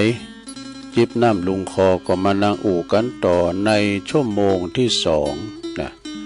ขณะนี้ท่านทั้งหลายก็กำลังฟังรายการสารธรรมยามแลงยามบ่ายนะสำหรับวันจันทร์ก็เป็นพระลานาทีของอาตมาภาพตุลุงยองมาเข้ารายการนางอู่นางจ้าก็พอออกศรัทธาเนาะที่อยู่ตั้งบ้านตั้งจองได้ฟังได้ยินกันไปโอ้วันนี้เป่งดีเป่งงามเนาะแดดส่องดิเมื่อเจ้าเมื่อวีเมื่อวันมันร้อนหน่อยแต่เมื่อเจ้าก็สิว่าเย็นเจ้านี่เมยตกเฮ้ยเป็นหมอกเป็นเมยเหมือนกันเด้อเมยตกลงมาก็จะเข้าสู่ฤดูหนาวสู่ฤดูหนาวแต่ปลายฝนต้นหนาวจะภาคใต้ในน้ำยังนองฝนยังตกอยู่นี่แหละก็เป็นเยอะมีดูเนาะเมื่อ2 เดือนที่แล้วก็บ้านเฮาเมืองเฮาน้ำท่วมน้ำนองเดี๋ยวนี้ไปทางภาคใต้ทำแล้วนี่ก็คือเป็นภัยของธรรมชาติอุทกภัยจากน้ำนะศรัทธาญาติโยมเนาะก็ขอแจ้งบอกศรัทธาเกินตัวลุงก็จะมีภาระหน้าที่ที่จะต้องเดินสายในงานเขากำช่วยครูบาอาจารย์เดินนั้นธันวามกราเนี่ยก็จะติดงานอยู่หลายวัดหลายป่าแหวที่งานเขากำนะศรัทธางานเขากำก็วันพุธนี่ก็จะได้ไปนะจะได้ไปเขากำที่วัดปุงหู้เนี่ยวัดปงลูตำบลนครเจดีอำเภอป่าซางเปิ้นจะเริ่มตั้งแต่3 ถึง 8นี่นะก็สำเตอก็บ่ได้มาออกรายการก็ลารายการกันเด้อศรัทธาเนี่ยมันก็จะมีหลายวัดอยู่วัดนางเกิงก้าห้องหาก้านี่แล้วก็หลายวัดเนาะที่เปิ้นฝากประกาศมาเนาะดังนั้นก็ได้คืนรายการคืนเวลาให้กับท่านผอ.ผู้อำนวยการท่านพระครูอภิวัฒนวิกรมเพิ่นก็รับทราบแล้วนะเพิ่นจะเอาไผมาเต้นผ่องพุ่นเด้อยามมื้อเฮาเพิ่นอยู่นี่เฮาเต้นเพิ่นนะเวลาเฮาอยู่นี่ไผจะมาเต้นเฮาจ้ะเนี่ยก็ฟังกันไปถ้าฟังได้ลงเด้อตุลุงก็จะได้ออกไปช่วยครูบาอาจารย์ก่อนวัดไต่วัดเนื้อเพิ่นมีการไม่งานปีนี้รู้สึกว่าเพิ่นเข้ากำหลายตีหลายวัดเนาะก็ได้ว่าตุลุงกล่าวไปเดี๋ยวมันจะได้ไปกูวัดนะซะนะที่กล่าวไปเนี่ยมันจะได้ไปกูวัดก็ไปพองอยู่พองช่วยเพิ่นพองแล้วก็ช่วยประกาศนี่ก็เรียกว่าเป็นการเพิ่มพูนในบุญกุศลเพิ่นได้รับรู้รับทราบกันนี่ก็ณวัดนั้นเพิ่นมีเข้ากำปัจจัยนั้นเพิ่นจะเข้ากำปฏิบัติธรรมเป็นว่าอันยอมอกยอมใจเพิ่นเนาะเพิ่นโหมากินมาทานกันนะเพิ่มบุญบารมีตัวกันเนาะตอนนี้ไปนี่ก็ศรัทธาญาติโยมตัวลุงก็จะนำเสนออานิธรรมกรรมหนึ่งกันที่มาในธรรมเหมือนกันก็ เกี่ยวกับ เรื่องอย่างต่างๆมาเราสู่จู้กันฟังกับพอออกศรัทธาสาธุชนก็ได้เอาเรื่องอันนี้ก่อนเนาะปัจจัยทั้ง4มันมีอย่างปะล่ำปิ่นโตจุยนะลองฟังก่อนนะลงเด้อก็เดี๋ยวก็เรานิทานเนาะอันนี้เอาปิ่นโตจุยก่อนปัจจัยทั้ง4ปัจจัย4มันก็มีหยัง เปิ้นว่าเครื่องทายทานถวายพระภิกษุสงฆ์เนี่ยเป็นว่าไทยธรรมคือ จัดต้านของสงฆ์เนี่ยไม่ว่าเป็นข้าวปลาอาหารอย่างก็ตามอาหารมังสวิรัติในประกอบมือฉันนะมีอย่างพองตุเจ้าที่ตุเจ้าฉันบ่ได้จีนอย่างพองมังสวิรัตินะเปิ้นว่าฉันบ่ได้ถวายพระภิกษุสงฆ์บ่ได้มีอย่างเนื้อมนุษย์นี่เนื้อมนุษย์นี่เปิ้นก็ห้ามกินเนื้อจ้าง1เนื้อมนุษย์2เนื้อจ้าง3เนื้อหมาว่าดุสุนัขะ44เนื้อสุนัขมี2ตัวเนื้อหมากับสุนัขอันเดียวกันนะกะเนาะมีเขียนว่า3เนื้อหมา4เนื้อสุนัขปีกำนองเนาะ5เนื้องูสิงนี่ก็ฉันบ่ได้เด้อ5เนื้องู6เนื้อราชสีห์สิงโตนี่นะมันได้7เนื้อเสือโคร่ง8เนื้อเสือเหลือง9เนื้อเสือดาว10เนื้อหมีนี่เอาไม่ได้เด้อ อันนี้เอามาเสริมได้นะสถานเนาะต่อไปก็คือไทยธรรมหรือว่าวัตถุสิ่งของต่างๆที่เฮาที่จะสมควรถวายพระภิกษุ พระภิกษุสงฆ์เปิดไว้บริโภคใจซอยโดยบังคับแก่พระวินัยปกติหมายถึงปัจจัย4ปัจจัย4กล่าวคือปิ่นเขิงเล่งชีวิต4อย่างก็ได้แก่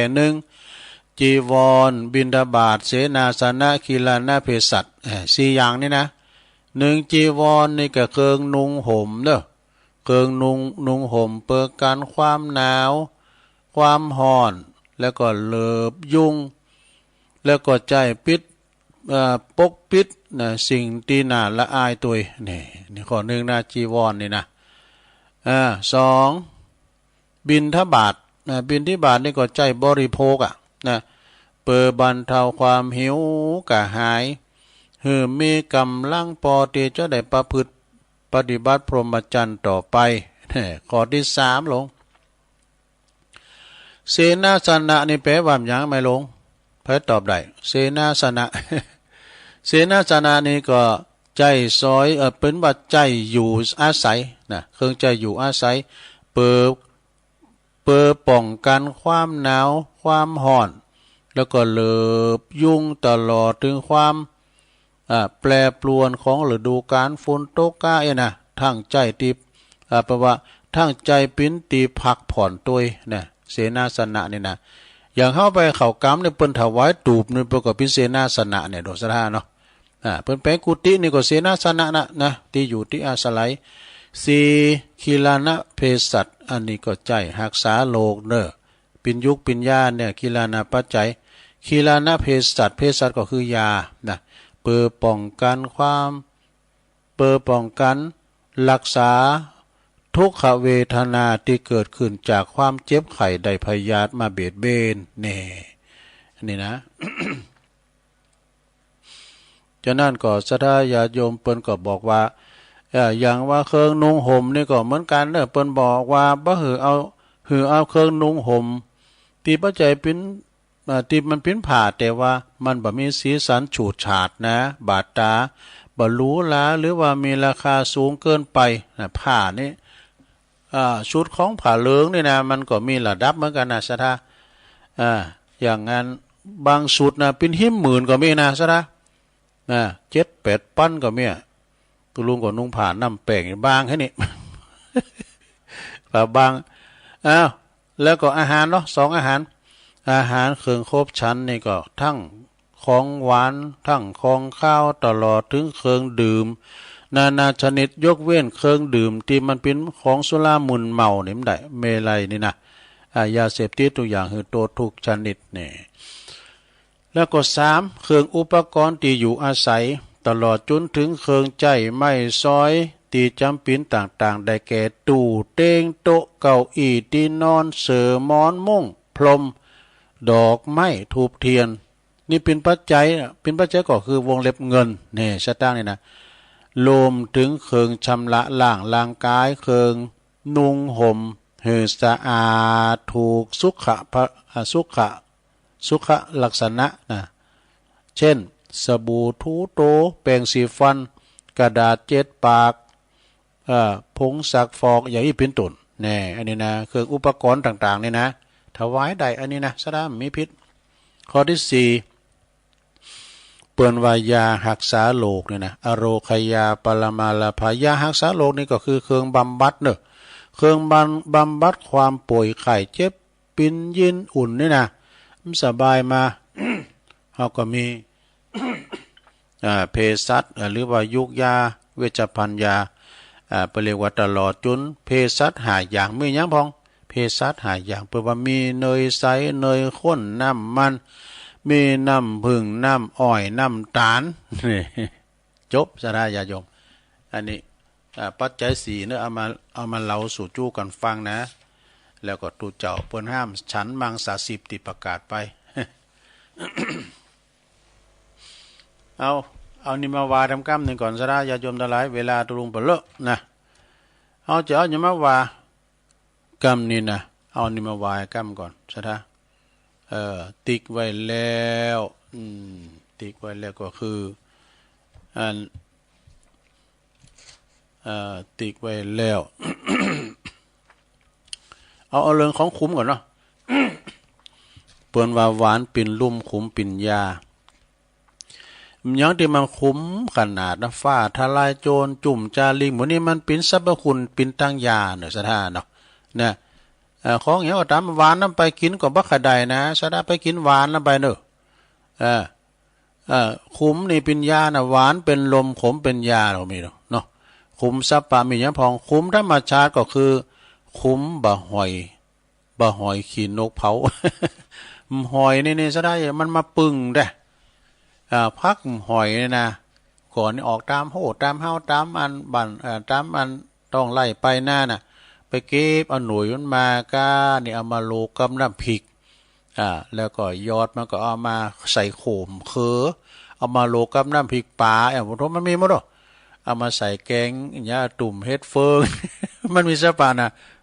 พักหอยเนี่ยคุ้มพักคุ้มหอยขี้นกแต่ว่า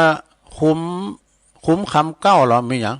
พิ้นว่าคุ้มสะเลมสะเลมนี่ก็เป็นยานะสระสรรพคุณต่างยาไหนตามกูปีในบุญดอยนี่มันจะจอหรือไหนวันนี้ยังออกหล่าฮะเอามาใส่ยำแปบก็ยำใหญ่ก็นี่นะเอามากับอันนั้นก็จัดเน็ตอ่ะ มันเขาก็ดีอ่ะมันมีกูจับมันนะกะคุ้มแบบว่าคุ้มเข็มกับคุ้มเพ่โหดีวะ เพ่โหดีอ่ะหลวงพ่อจ้าเหรอเพ่โหดีว่าก็เขากินเนี่ยตัวด้วยเนี่ยก็ว่ามันเลี้ยวไปก่อนเนาะเป็นสูงมากก็ว่าไปคุ้มทันทีก็คือคุ้มจุ่มจาลิงนะ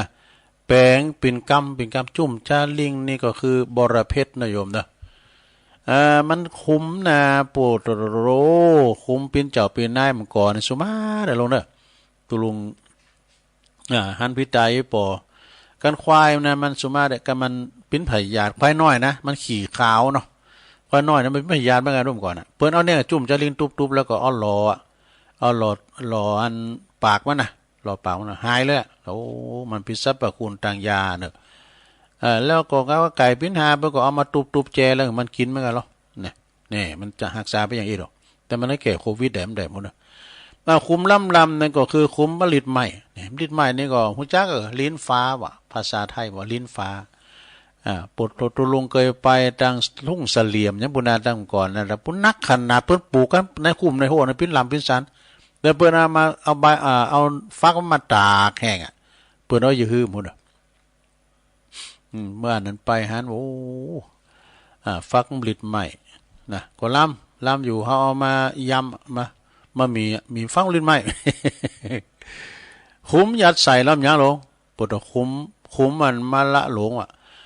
หอยโลงเนี่ยหน่วยมันจะใหญ่นะเรามองมันแดงเนี่ยก็มีนะแล้วเปิ้นยื้อหมูนาเปิ้นผ่าหันแล้วก็เปิ้นเอาอย่างเปิ้นเอาปิ่งพริกเอาก็ยัดเขาก็ถามกันเนาะพันมันมีไหนหายถามหาพันหากามาว่าคุ้มถึงซวงนะก็คือคุ้มดอกแก้ขาวดอกแก้ขาวเนี่ยมันต้องมาดอกก็กูปีดอกได้ไข่สุดปีซะนะ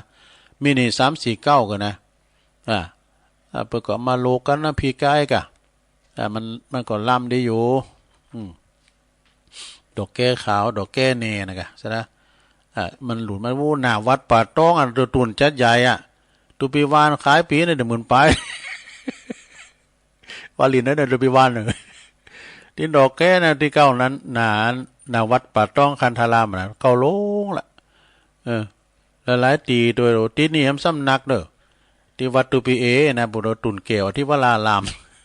ตุลุงเคยไปนอนจวยงานตึงอีเก้พออีเก้ก็มักเอาพญาจอมเมื่อมาเก็บก่อนเมื่อกันนำเจ้าอ่ะมันเต้นหมูอีเก้โอ้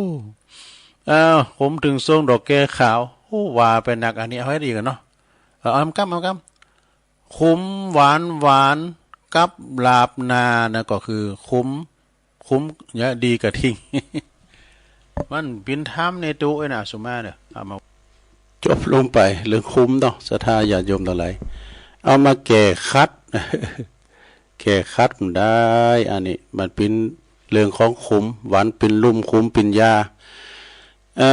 ก็เอามาเล่าสู่จู้กันฟังเด้อลงเด้อศรัทธาญาติโยมปองศรัทธาทั้งหลาย ในวันนี้ก็เอาเรื่องละอันพันละหน่อยมีเดี๋ยวเรานิทานน้ำกั้มศรัทธามีนิทานธรรมแต่ก่อนถ้าเรานิทานก็จะอูดถึงนิทานนี่มันเป็นนิทานบะเก่าเนอะนิทานเริ่มสังลองฟังบ่ก่อน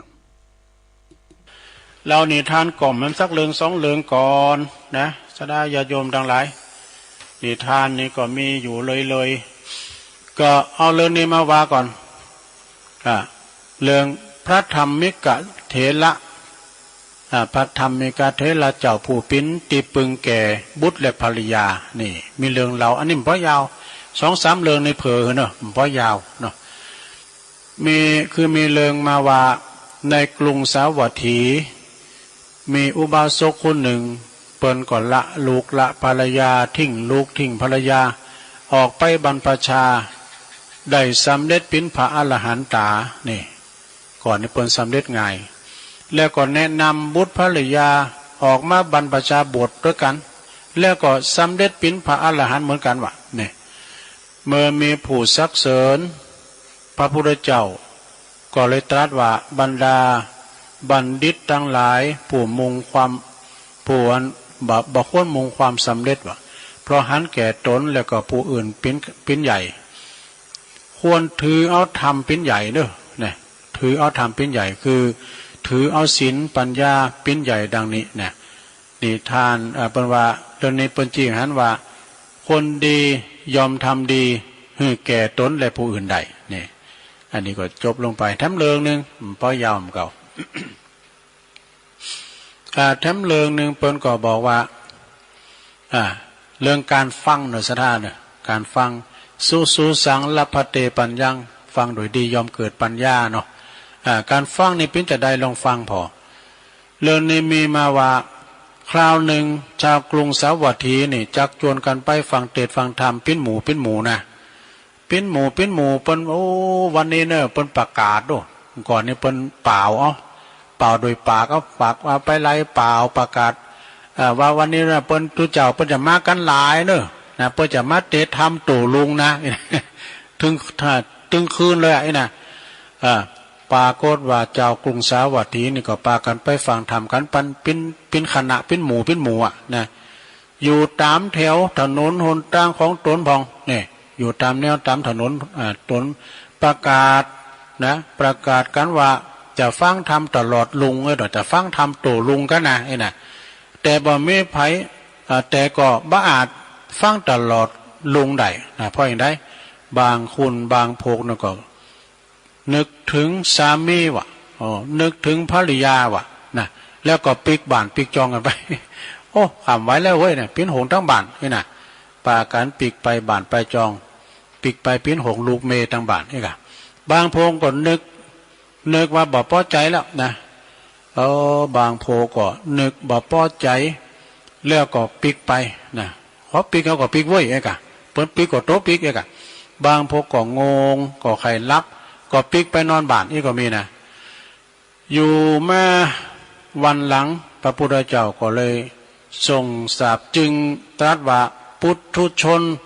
โดยมากยอมติดอยู่ในโลกสงสารนะติดอยู่ในขอบโคจวนกันจวนผู้อื่นออกจากโลกได้ยอมมีน้อยนะคือจะตัดจากขอบโคเนี่ยจะมาบทก็ซ้ำหาอยากขณะมาฟังทำคืนเดียวก็ยั่งพดนี่นะเนาะดังนี้นะแล้วก็ปนก็จี้หันว่าการฟังธรรมเป็นของฟังได้ยากนะเป็นของฟังหาได้ยากแต่ตั้งไหนตั้งลายมาแล้วผู้มีผู้ที่มีนิสัยดียอมเป็นผู้ที่ชอบฟังนี่เนาะสัทธาเนาะอย่างสัทธาเขาชอบฟังให้กันเนาะบางพุงผลสอบไปก็ว่านี่ฟังธรรมกินพริกดำกับเหล้าน่ะกับข้าวฟังกำเหล้ากินลาบยุ่ง มันจะว่าจำรวดนั่นนะเนาะอันนี้เป็นอันเรื่องการฟังเนาะแล้วก็มีทำกรรมหนึ่งสดามีทำเรื่องหนึ่งพระอาคารตุกะ500 ตุน พระอาคารตุกะนี่คือพระแขกด้วยพระที่เปิ้นมาที่อื่นนี่กะนะมีเรื่องมาว่ามีพระภิกษุ500 ตุนกับเนื้อสดานั้นจะหน่อยๆนะ500 ตุนอยู่ในแคว้นโกศลไปออกบรรพชาแล้วก็ออกเดินทางไปสู่พระเชตวันนะเข้าไปเฝ้าพระพุทธเจ้าแล้วก็ตั้งใจฟังธรรมเนอะตั้งใจไปฟังธรรมพระพุทธเจ้าพระพุทธเจ้าก็ทรงแสดงธรรมให้ฟังว่าบัณฑิตควรละธรรมดำนี่ธรรมตังบัดดีนะควรอบรมทางขาวในทางธรรมกุศลทางขาวในทางดีควรออกจากอะไรนะมาสู่ความบ่มีอะไรนะหมายความว่าอะไรตั้งบ้านตั้งจองอะไรลูกอะไรเมย์กันเนาะควรยินดีในความวิเวกก็คือความสงบเงียบเหงามันจะเหงาคือปีกวิเวกที่เป็นว่าไปสงบนะบางเหตุได้ยินเสียงอย่างก่อนได้ตั้งใจปั้มเป็นภาวนา ควรทำจิตใจให้บริสุทธิ์จากเครื่องเศร้าหมองนี่แล้วก็ควรอบรมจิตใจ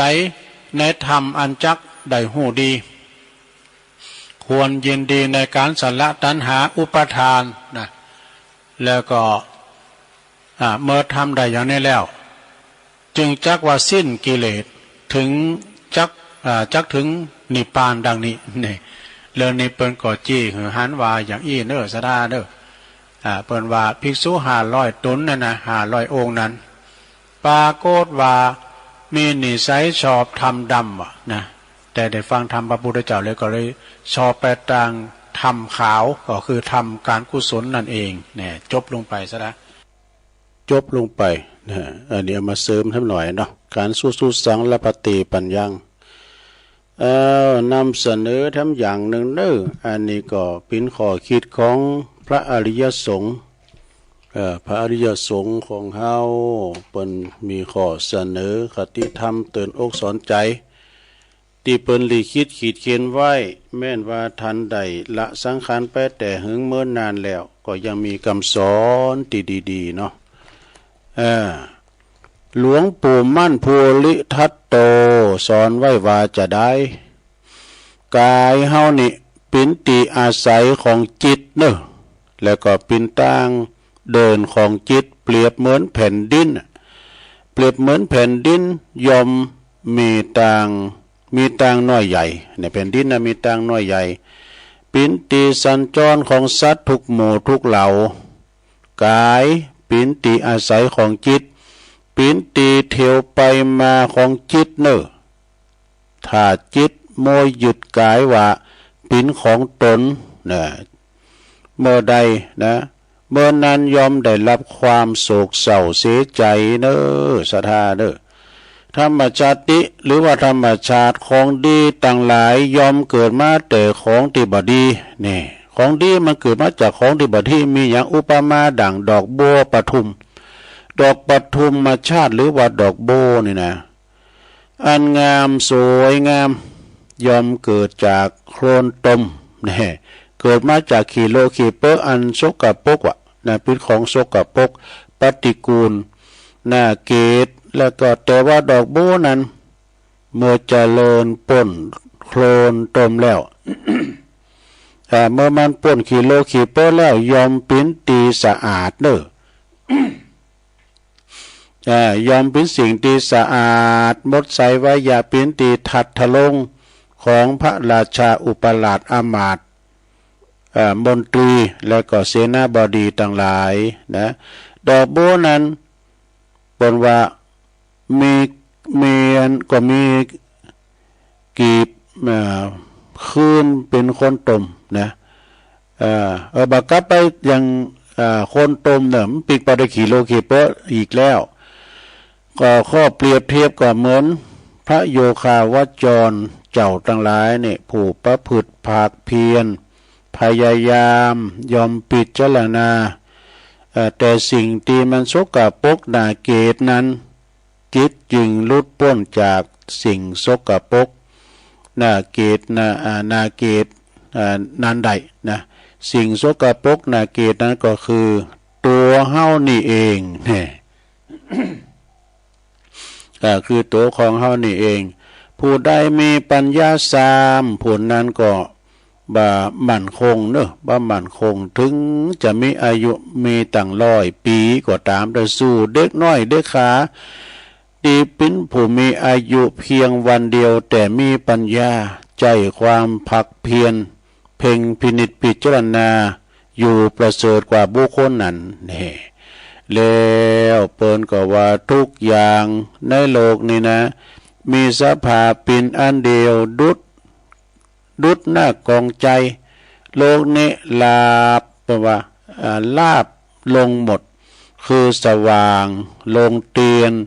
ร่างกายของเฮานี่ประมวลเข้าได้ดังเดิมนี่แล้วก็เพิ่นว่าเกิดมาแล้วก็ต้องมีเป็นธรรมดายอมแก่ยอมเจ็บยอมตายไปก่อนที่จะตายในประวัติทานนี่ดอกยังบ่ได้ยังบ่มีหือแก่หือมีแก่เสียนะทานยังไม่มีก็ให้มีเสียศีลที่ยังบ่มีเตอก็รักษาศีลไว้เหภาวนายังบ่เคยมีบ่เคยเจริญภาวนาก็คือเจริญภาวนาเหจึงจะบ่เสียที่เกิดมาพบพระพุทธศาสนาจึงสะสมกับจึงสมกับที่เฮาได้เกิดมาเป็นคุณแล้วก็พบพระพุทธศาสนาเด้อสาธุสาธุจบลงไปศรัทธาญาติโยมทั้งหลายนี่ข้อคิดของหลวงปู่มั่นภูริทัตโตเด้อพระอริยสงฆ์ของเฮาเนาะตอนนี้ไปก็อันนี้มาปิดท้ายทั้งหน่อยเนาะอันนี้มาปิดท้ายทั้งหน่อยนึงโอ้ยังตกไปปิดท้ายโดยมสังก็กำบักเก่านี่ไหนเป็นว่าใจใสปิ่นบุญใจขุนปิ่นบาปอันนี้เป็นกำบักเก่าเนอะจิตใจที่สดใสนั้นดูอันยังพอยังก็ยอมจะทำให้มีแต่ความสุขสดชื่นบานนะชุดเบิกบานหันษาถ้าจิตใจเฮาใสนะหากว่าจิตใจเฮาขุ่นโมเนี่ยพออันยังก็ยอมจะหันขวางหูขวางตาไปหมดจิตใจยอมหาความสุขบ่ได้นี่แต่กันเนาะถ้าจิตใจเฮาผ่องใสนะเฮาพอโลกในแง่ดีนะมองโลกในแง่ดีมองคนในแง่ดีแล้วเฮาก็จะมีแต่ความสุขเนาะแต่ว่าจิตใจเฮาขุ่นของมองโมหันหยังก็ด่าโมด่าหมาด่าเป็ดด่าไก่เนี่ยจิตใจเฮาก็วันนั้นภายในวันนั้นก็จะบ่มีความสุขจะมีแต่ความตุกเนาะมีความตุกอกตุกใจเอกนะมีธรรมบทหนึ่งประว่าจะได้อันนี้เพิ่นก็ว่าเจอบาดแตงลายมันถึงบ่ขึ้นสั่ง เจอบาดแตงลายนะมันมีมือมาก็ฮะเนาะมันถึงขึ้นสั่งนี่นะแตงไทยนะเพราะว่าแตงไทยกำไทยว่าแตงไทยนั้นมันเป็นผือตีบ่ขึ้นล้านมันบ่ขึ้นสั่งนั่นแหละ แม้แต่จะปลูกงดงามเพียงไหนก็ตามเด้อมันก็จะเลยเท่าไปตามดินไปตามดินนั่นแหละเปรียบเหมือนคนเฮาดีบ่มีความคิดเนาะยอมจะหาความเจริญได้ยากเด้อถ้ามีความคิดบ่มีความคิดดีเลิมนะก็จะบ่เจริญก้าวหน้าเด้อศรัทธาญาติโยมเท่าแก่แล้วดักแห้วบ่มานหัวงอกสุนซานเยการบ่ได้ เป็นคำบักเก่านั่นแล้วลงเด้อคนแก่คนเฒ่าคนชรานี่นะเฮาแก่เฒ่าชราไปแล้วเฒ่าแก่มาแล้วเนาะแห้งไข่ตกไปทำการทำงานอันยังก็บ่มีกำลังวังชาเด้อนะบ่าแห้งหอมไข่มีแล้วหายใจโยงสัตว์นี่นะเปรียบเทียบเอาไว้ว่าชราลงแล้วก็จะไปวางแห้วดักซัดนี่นะจะไปใส่แห้วดักซัดก็บ่มีซัดที่จะเข้ามาถูกแห้วแล้วนะบ่มีซัดที่จะมาเข้าถูกแห้วแล้วเพราะว่าผมบุญศีรษะหรือผมโหเนี่ยมันงอกขาวโพลนไปแล้วนี่นะก็ยิงทำหืองามเปิ้นว่ายิงทำหืองานบ่ไหว ยิงทำงานบ่ไหวไปแล้วศรัทธานะเนี่ยเฒ่าแก่มาแล้วนี่นะเนาะศรัทธาญาติโยมทั้งหลายเอาแถมบทหนึ่งเดี๋ยวตุลุงก็จะขอประกาศข่าวสารงานบุญให้กำเนาะเพราะว่าพัดสุกเสาหน้านี่ตุลุงจะบ่ได้มาเด้อจะได้คืนเวลาแล้วมันติดเข้ากรรมเดินสายจอยครูบาอาจารย์งานเข้ากรรมให้กรรมหนึ่งก่อนเนาะเท่าแก่ข้าวไม่เศร้าล่ำคุมนี่คนที่แก่ชรานั้นก่อนเปรียบไม่ตีจะสอยจะใจสอยอันยังก็บ่ได้แล้วเพราะมีความยาวเกินกว่าจะสอยถึงก็ความหมายโดยก็เปรียบถึงว่าสายเกินไปแล้วที่จะทำอันยังต่างๆจะเสาะแสวงหาวิชาความรู้มาใส่ตัวใส่ตนก็เกินวัยที่จะเห็นหูเสียแล้ว จบลงไปซะนะจบลงไปเนอะเอาแล้วเนาะตอนนี้ไปตุลุงจะขอประกาศข่าวสารงานบุญให้ครูบาอาจารย์สักหน่อยเนาะถ้ามันตกขัดตกบกพร่องไปก็สุมาอภัยเนอะก็ในวันบัดได้เลงเนี่ยซะนะเนี่ย มันบัดได้เลงเอาเฉพาะเดินกุมภาเนี่ยนะเนาะก็ขอเชิญโลมทำบุญสาเข่าจังหันในงานเข่ากรรมปฏิบัติธรรมโสสานกรรมนาปัจจ้าบันเหล่าสันปิ้งเนอะเหล่าสันปิ้งนี่ก็อยู่ในเขตตำบลบ้านเลินนะอำเภอป่าสร้างเนอะในเมตตาบารมีธรรมอาจารย์พระครูรัตนศิริวัตรตุปีเอเปิดปิดเจ้าคณะตำบลเนอะเริ่มตั้งแต่14ถึง22ธันวาเนอะ14นั่นก็จุโคตานตูตานปางตานเสนาสนะเนาะเมื่อเจ้าเฮาก็ไปสาเข้ากรรมกันไปตักบาตรกันนี่กันนะกินข้าวน้ำจำของง่ายแล้วพระจะต้านน้ำต้านทำกลางไปเฮาปัจจ้านะต้านทำกล่อมทำย่อยมหาวิบากกามีปานสูตรมาไล่โปรดโลกก็ไปได้นะศรัทธาญาติโยมตุเจ้าก็มันต้องไปนิมนต์ไก่เปิ้นนึงอยู่จู้อะไรตาลคำปัจจ้าขนาดเปิ้นถ่ายหาก็ไปโหเนาะอีปอยแม่ก็เนอะ14เนอะ14ถึง22ธันวาโสสาธุดงควัตติสุสานบ้านเหล่าสันปิงเนาะบ้านแม่คำปันก็น่าเหล่าสันปิงแม่คำปันเนาะวันที่10ถึง13ธันวานะเข้ากรรมที่วัดวังดินเนอะตำบลโขงเป้าในเมตตาธรรมอาจารย์พระอธิการลุ่งโลดประภัสโลตุปิโลดเนอะอันนี้ประยะเข้า3คืนบ่ได้10ถึง13ธันวาเด้อนะก็ที่วัดวังดินนะตำบลโขงเป้านะอำเภอจอมตองเด้อหลายนิ่มได้หลายหุ่นตั้งนี่นะก็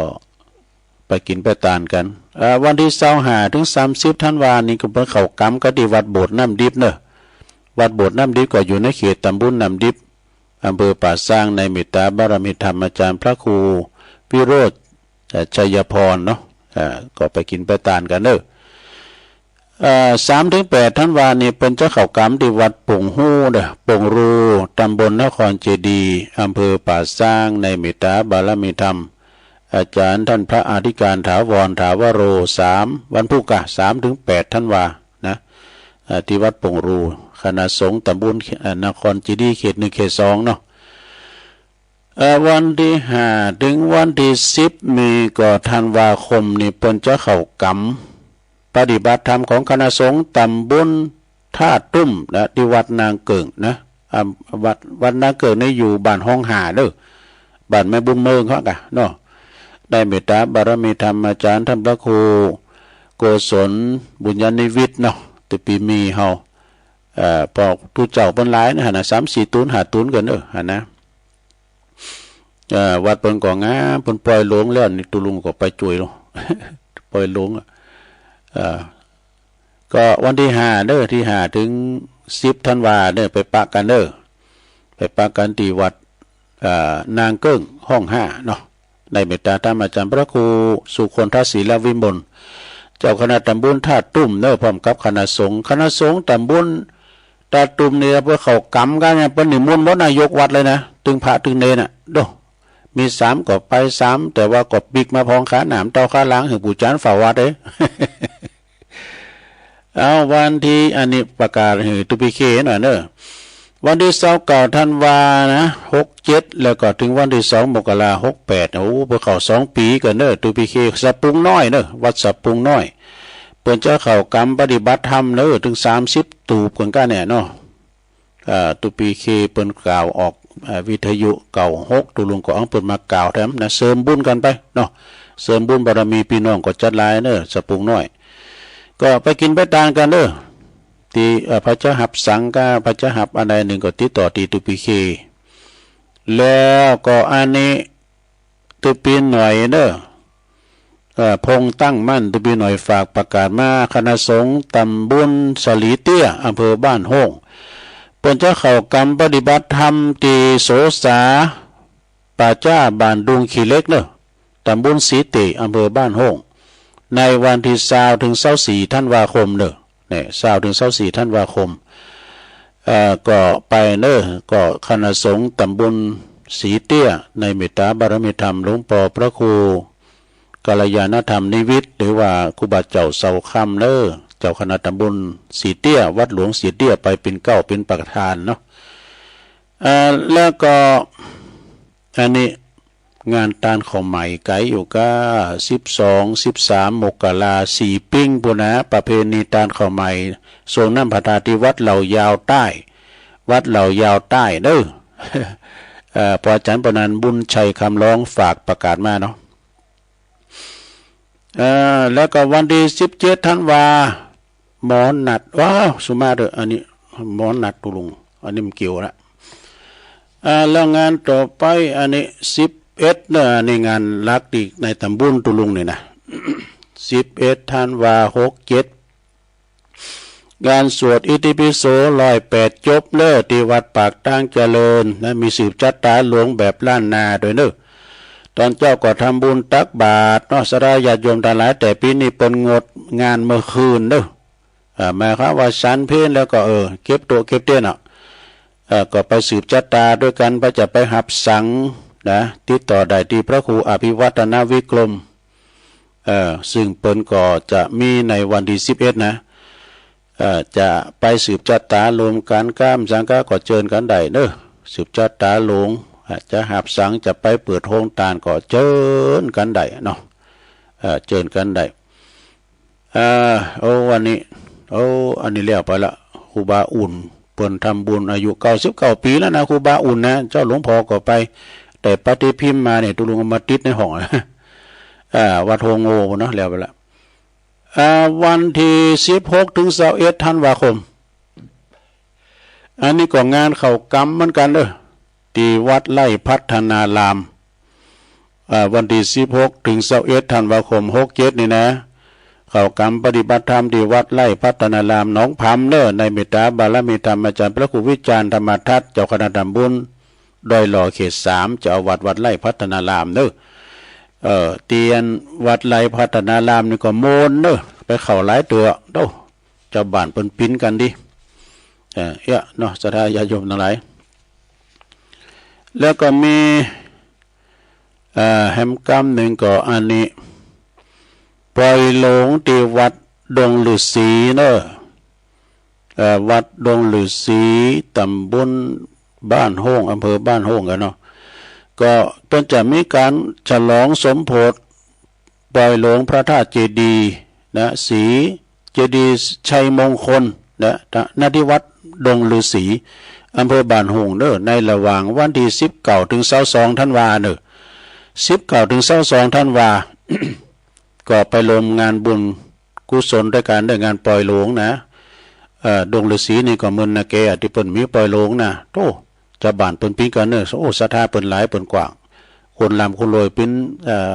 มีฐานะปิ้นปึกแผ่นในเมตตาธรรมอาจารย์พระครูประหลัดชัยนรินทร์นะพระครูประหลัดชัยนรินทร์ตุปีออฟเนอะพร้อมในคณะศรัทธาวัดดงฤาษีเปิ้นก็ฝากประกาศมาเนาะงานต่อไปศรัทธาญาติโยมทั้งหลายงานต่อไปอันนี้ก็มีเป็นงานต่อไปอันนี้ก็มีแล้วก็นี่อันนี้ประกาศพระดาเมืองฝางบ่ได้ยินอยู่กันเนาะ29ถึง31เด้อ29ถึง31มกราคมก็หาได้68พุ่นน่ะเพิ่นจะมีข้าวกำที่วัดห้วยงูในโสภณารามนะฮะโสภณารามห้วยงูใน29ถึง31มกราเนาะวันนั้นก็ไปพอที่เพิ่นจะสร้างคือสร้างเจดีย์คณะศรัทธาเพิ่นก็มาถวายการต้อนรับกันก็จัดหลายเด้อพี่น้องห้วยงูในเนาะแล้วก็มีทำงานหนึ่งก็อันนี้ฮู้วันที่บ่ได้เตียนวัดศรีมงคลต้นพึ่งนี่ก็เปิ้นก็จะเข้ากรรมตำบลแม่แรงเด้อตำบลแม่แรงเปิ้นจะมีงานเข้ากรรมฉากเช่นเดียวกันนะที่ตำบลแม่แรงเนี่ยนะเปิ้นโป้นะนี่โตซ้ำแน่นนาเด้อเปิ้นได้กันเป็นล้านนั่น เปิ้นปิ้นกันแต่คณะสงฆ์ตำบลแม่แรงนี่นะในเมตตาธรรมหลวงพ่อพระครูรองเจ้าคณะอำเภอป่าสร้างนะทำงานหนึ่งเนาะศรัทธาในงานวัดวัดสันเมืองเด้อในเมตตาธรรมสามเณรเอาหลักปนฝากประกาศมาด้วยก่อนในวันที่23ธันวาคมเนอะ67นี่นะต่างวัดสันเมืองเนี่ยตำบลหนองหลองอำเภอเวียงหนองหลองเนี่ยเพิ่นจะมีการจะร้องสมโภชตราตั้งเจ้าอาวาสแล้วก็จะร้องปริญญาตรีโทในเมตตาธรรมอาจารย์พระอธิการอธิกรวิสุทธิศรีโลนะเพิ่นก็เป็นตุหนุ่มตุกำแต่เพิ่นตัวใหญ่สูงเด้อเพิ่นได้รับเป็นตำแหน่งเป็นเจ้าอาวาสเนี่ยเพิ่นก็จะร้องกำเดียวเลยถึงเจ้าอาวาสถึงงานปริญญานะฉะนั้นที่วัดสันเมืองเนี่ยศรัทธาญาติโยมทั้งหลายวัดสันเมืองนี่ก็หูจักกันในนามของพระอาจารย์เน้นหลัก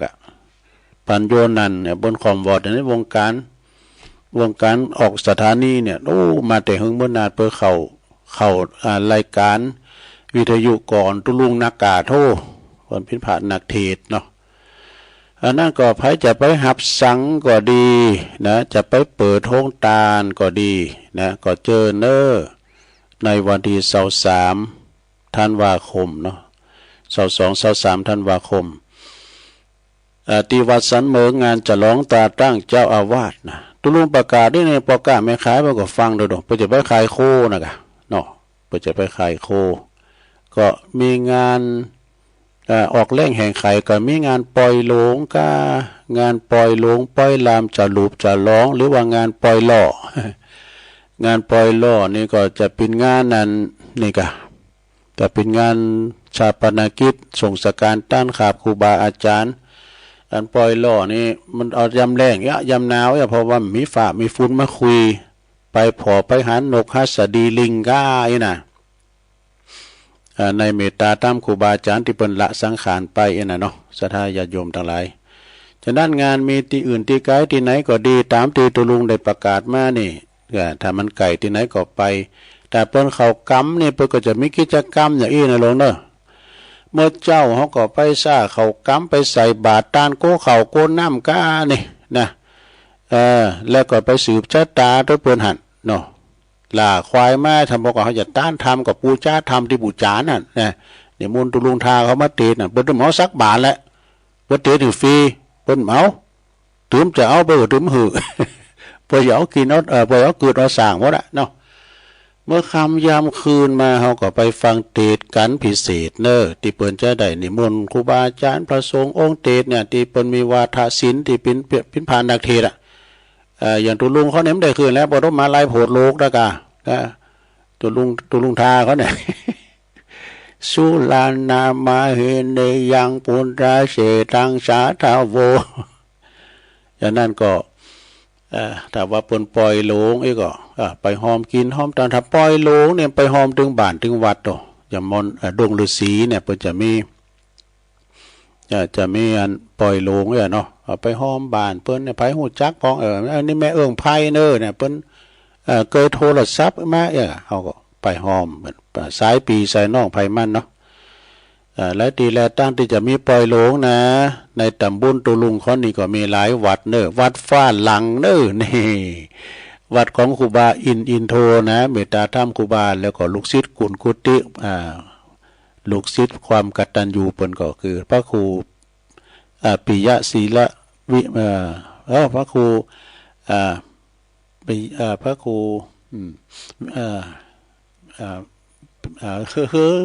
อยู่หิ้มฝากอีกก็มีก็เพิ่นจะมีงานปล่อยโลงระหว่างเนี่ยเดือนกุมภาเนี่ยนะพระครูปิยกิจปรีชา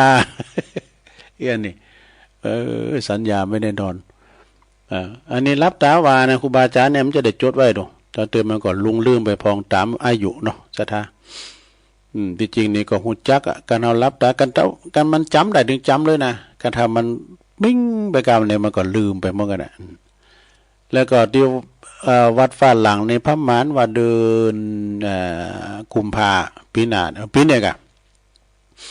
แล้วก็มาที่วัดสันไขยอมทำดูสันไขยอมไหนก่อนเนี่ยกันลายตุงเนี่ยตุปีแจงเขาเนี่ยกันแต่ปกกำนั้นทรัพย์ปัญญาเนี่ยเปิดจะมีปล่อยหลวงห้วยทั้งเนี่ยเนาะตอนที่หูนะสดาญาติโยมทั้งหลายอันนี้ก็เอามาเล่าสู่จู้กันฟังเนอะศรัทธาญาติโยมทั้งหลายเอาละเนาะสมควรแก่กาลเวลาแล้วศรัทธาประกันในโอกาสหน้าเนอะโอกาสหน้าตุลุงก็หมดงานต่างสัญจรเดินสายช่วยครูบาอาจารย์ก็จะมาเข้ารายการศรัทธาได้ยินเสียงแดมเนาะช่วงนี้ก็ได้ไปไล่ช่วยงานครูบาอาจารย์ก่อนในแต่ละตีแต่ละวัดไปที่เปิ้นบอกมาเนาะแล้วก็ในอันตุนอื่นก็จะมาตกแทนกันไปนะสดาเอาละบ่ศรัทธาญาติโยมตุลุงก็หันว่าจะพอสมควรแก่กาลเวลาเนาะจะส่งงานให้น้องเจกันเนอน้องเจเนอไม่ได้ปากันหลายวันเนอเพราะว่าจะต้องไปช่วยงานกันนำรายการจากล่าศรัทธาไปก่อนเนอสัพปีติโยวิวาจันตุสัพพะโลโกวินาศตุมาเตภวัตวันตะลายโยสุขีติคายุโกภวะอภิวาตานาสีลิสานิจังวุตาปัจจายโนจัตตาโลธรรมาวตันติอายุวันโนสุขังปะลัง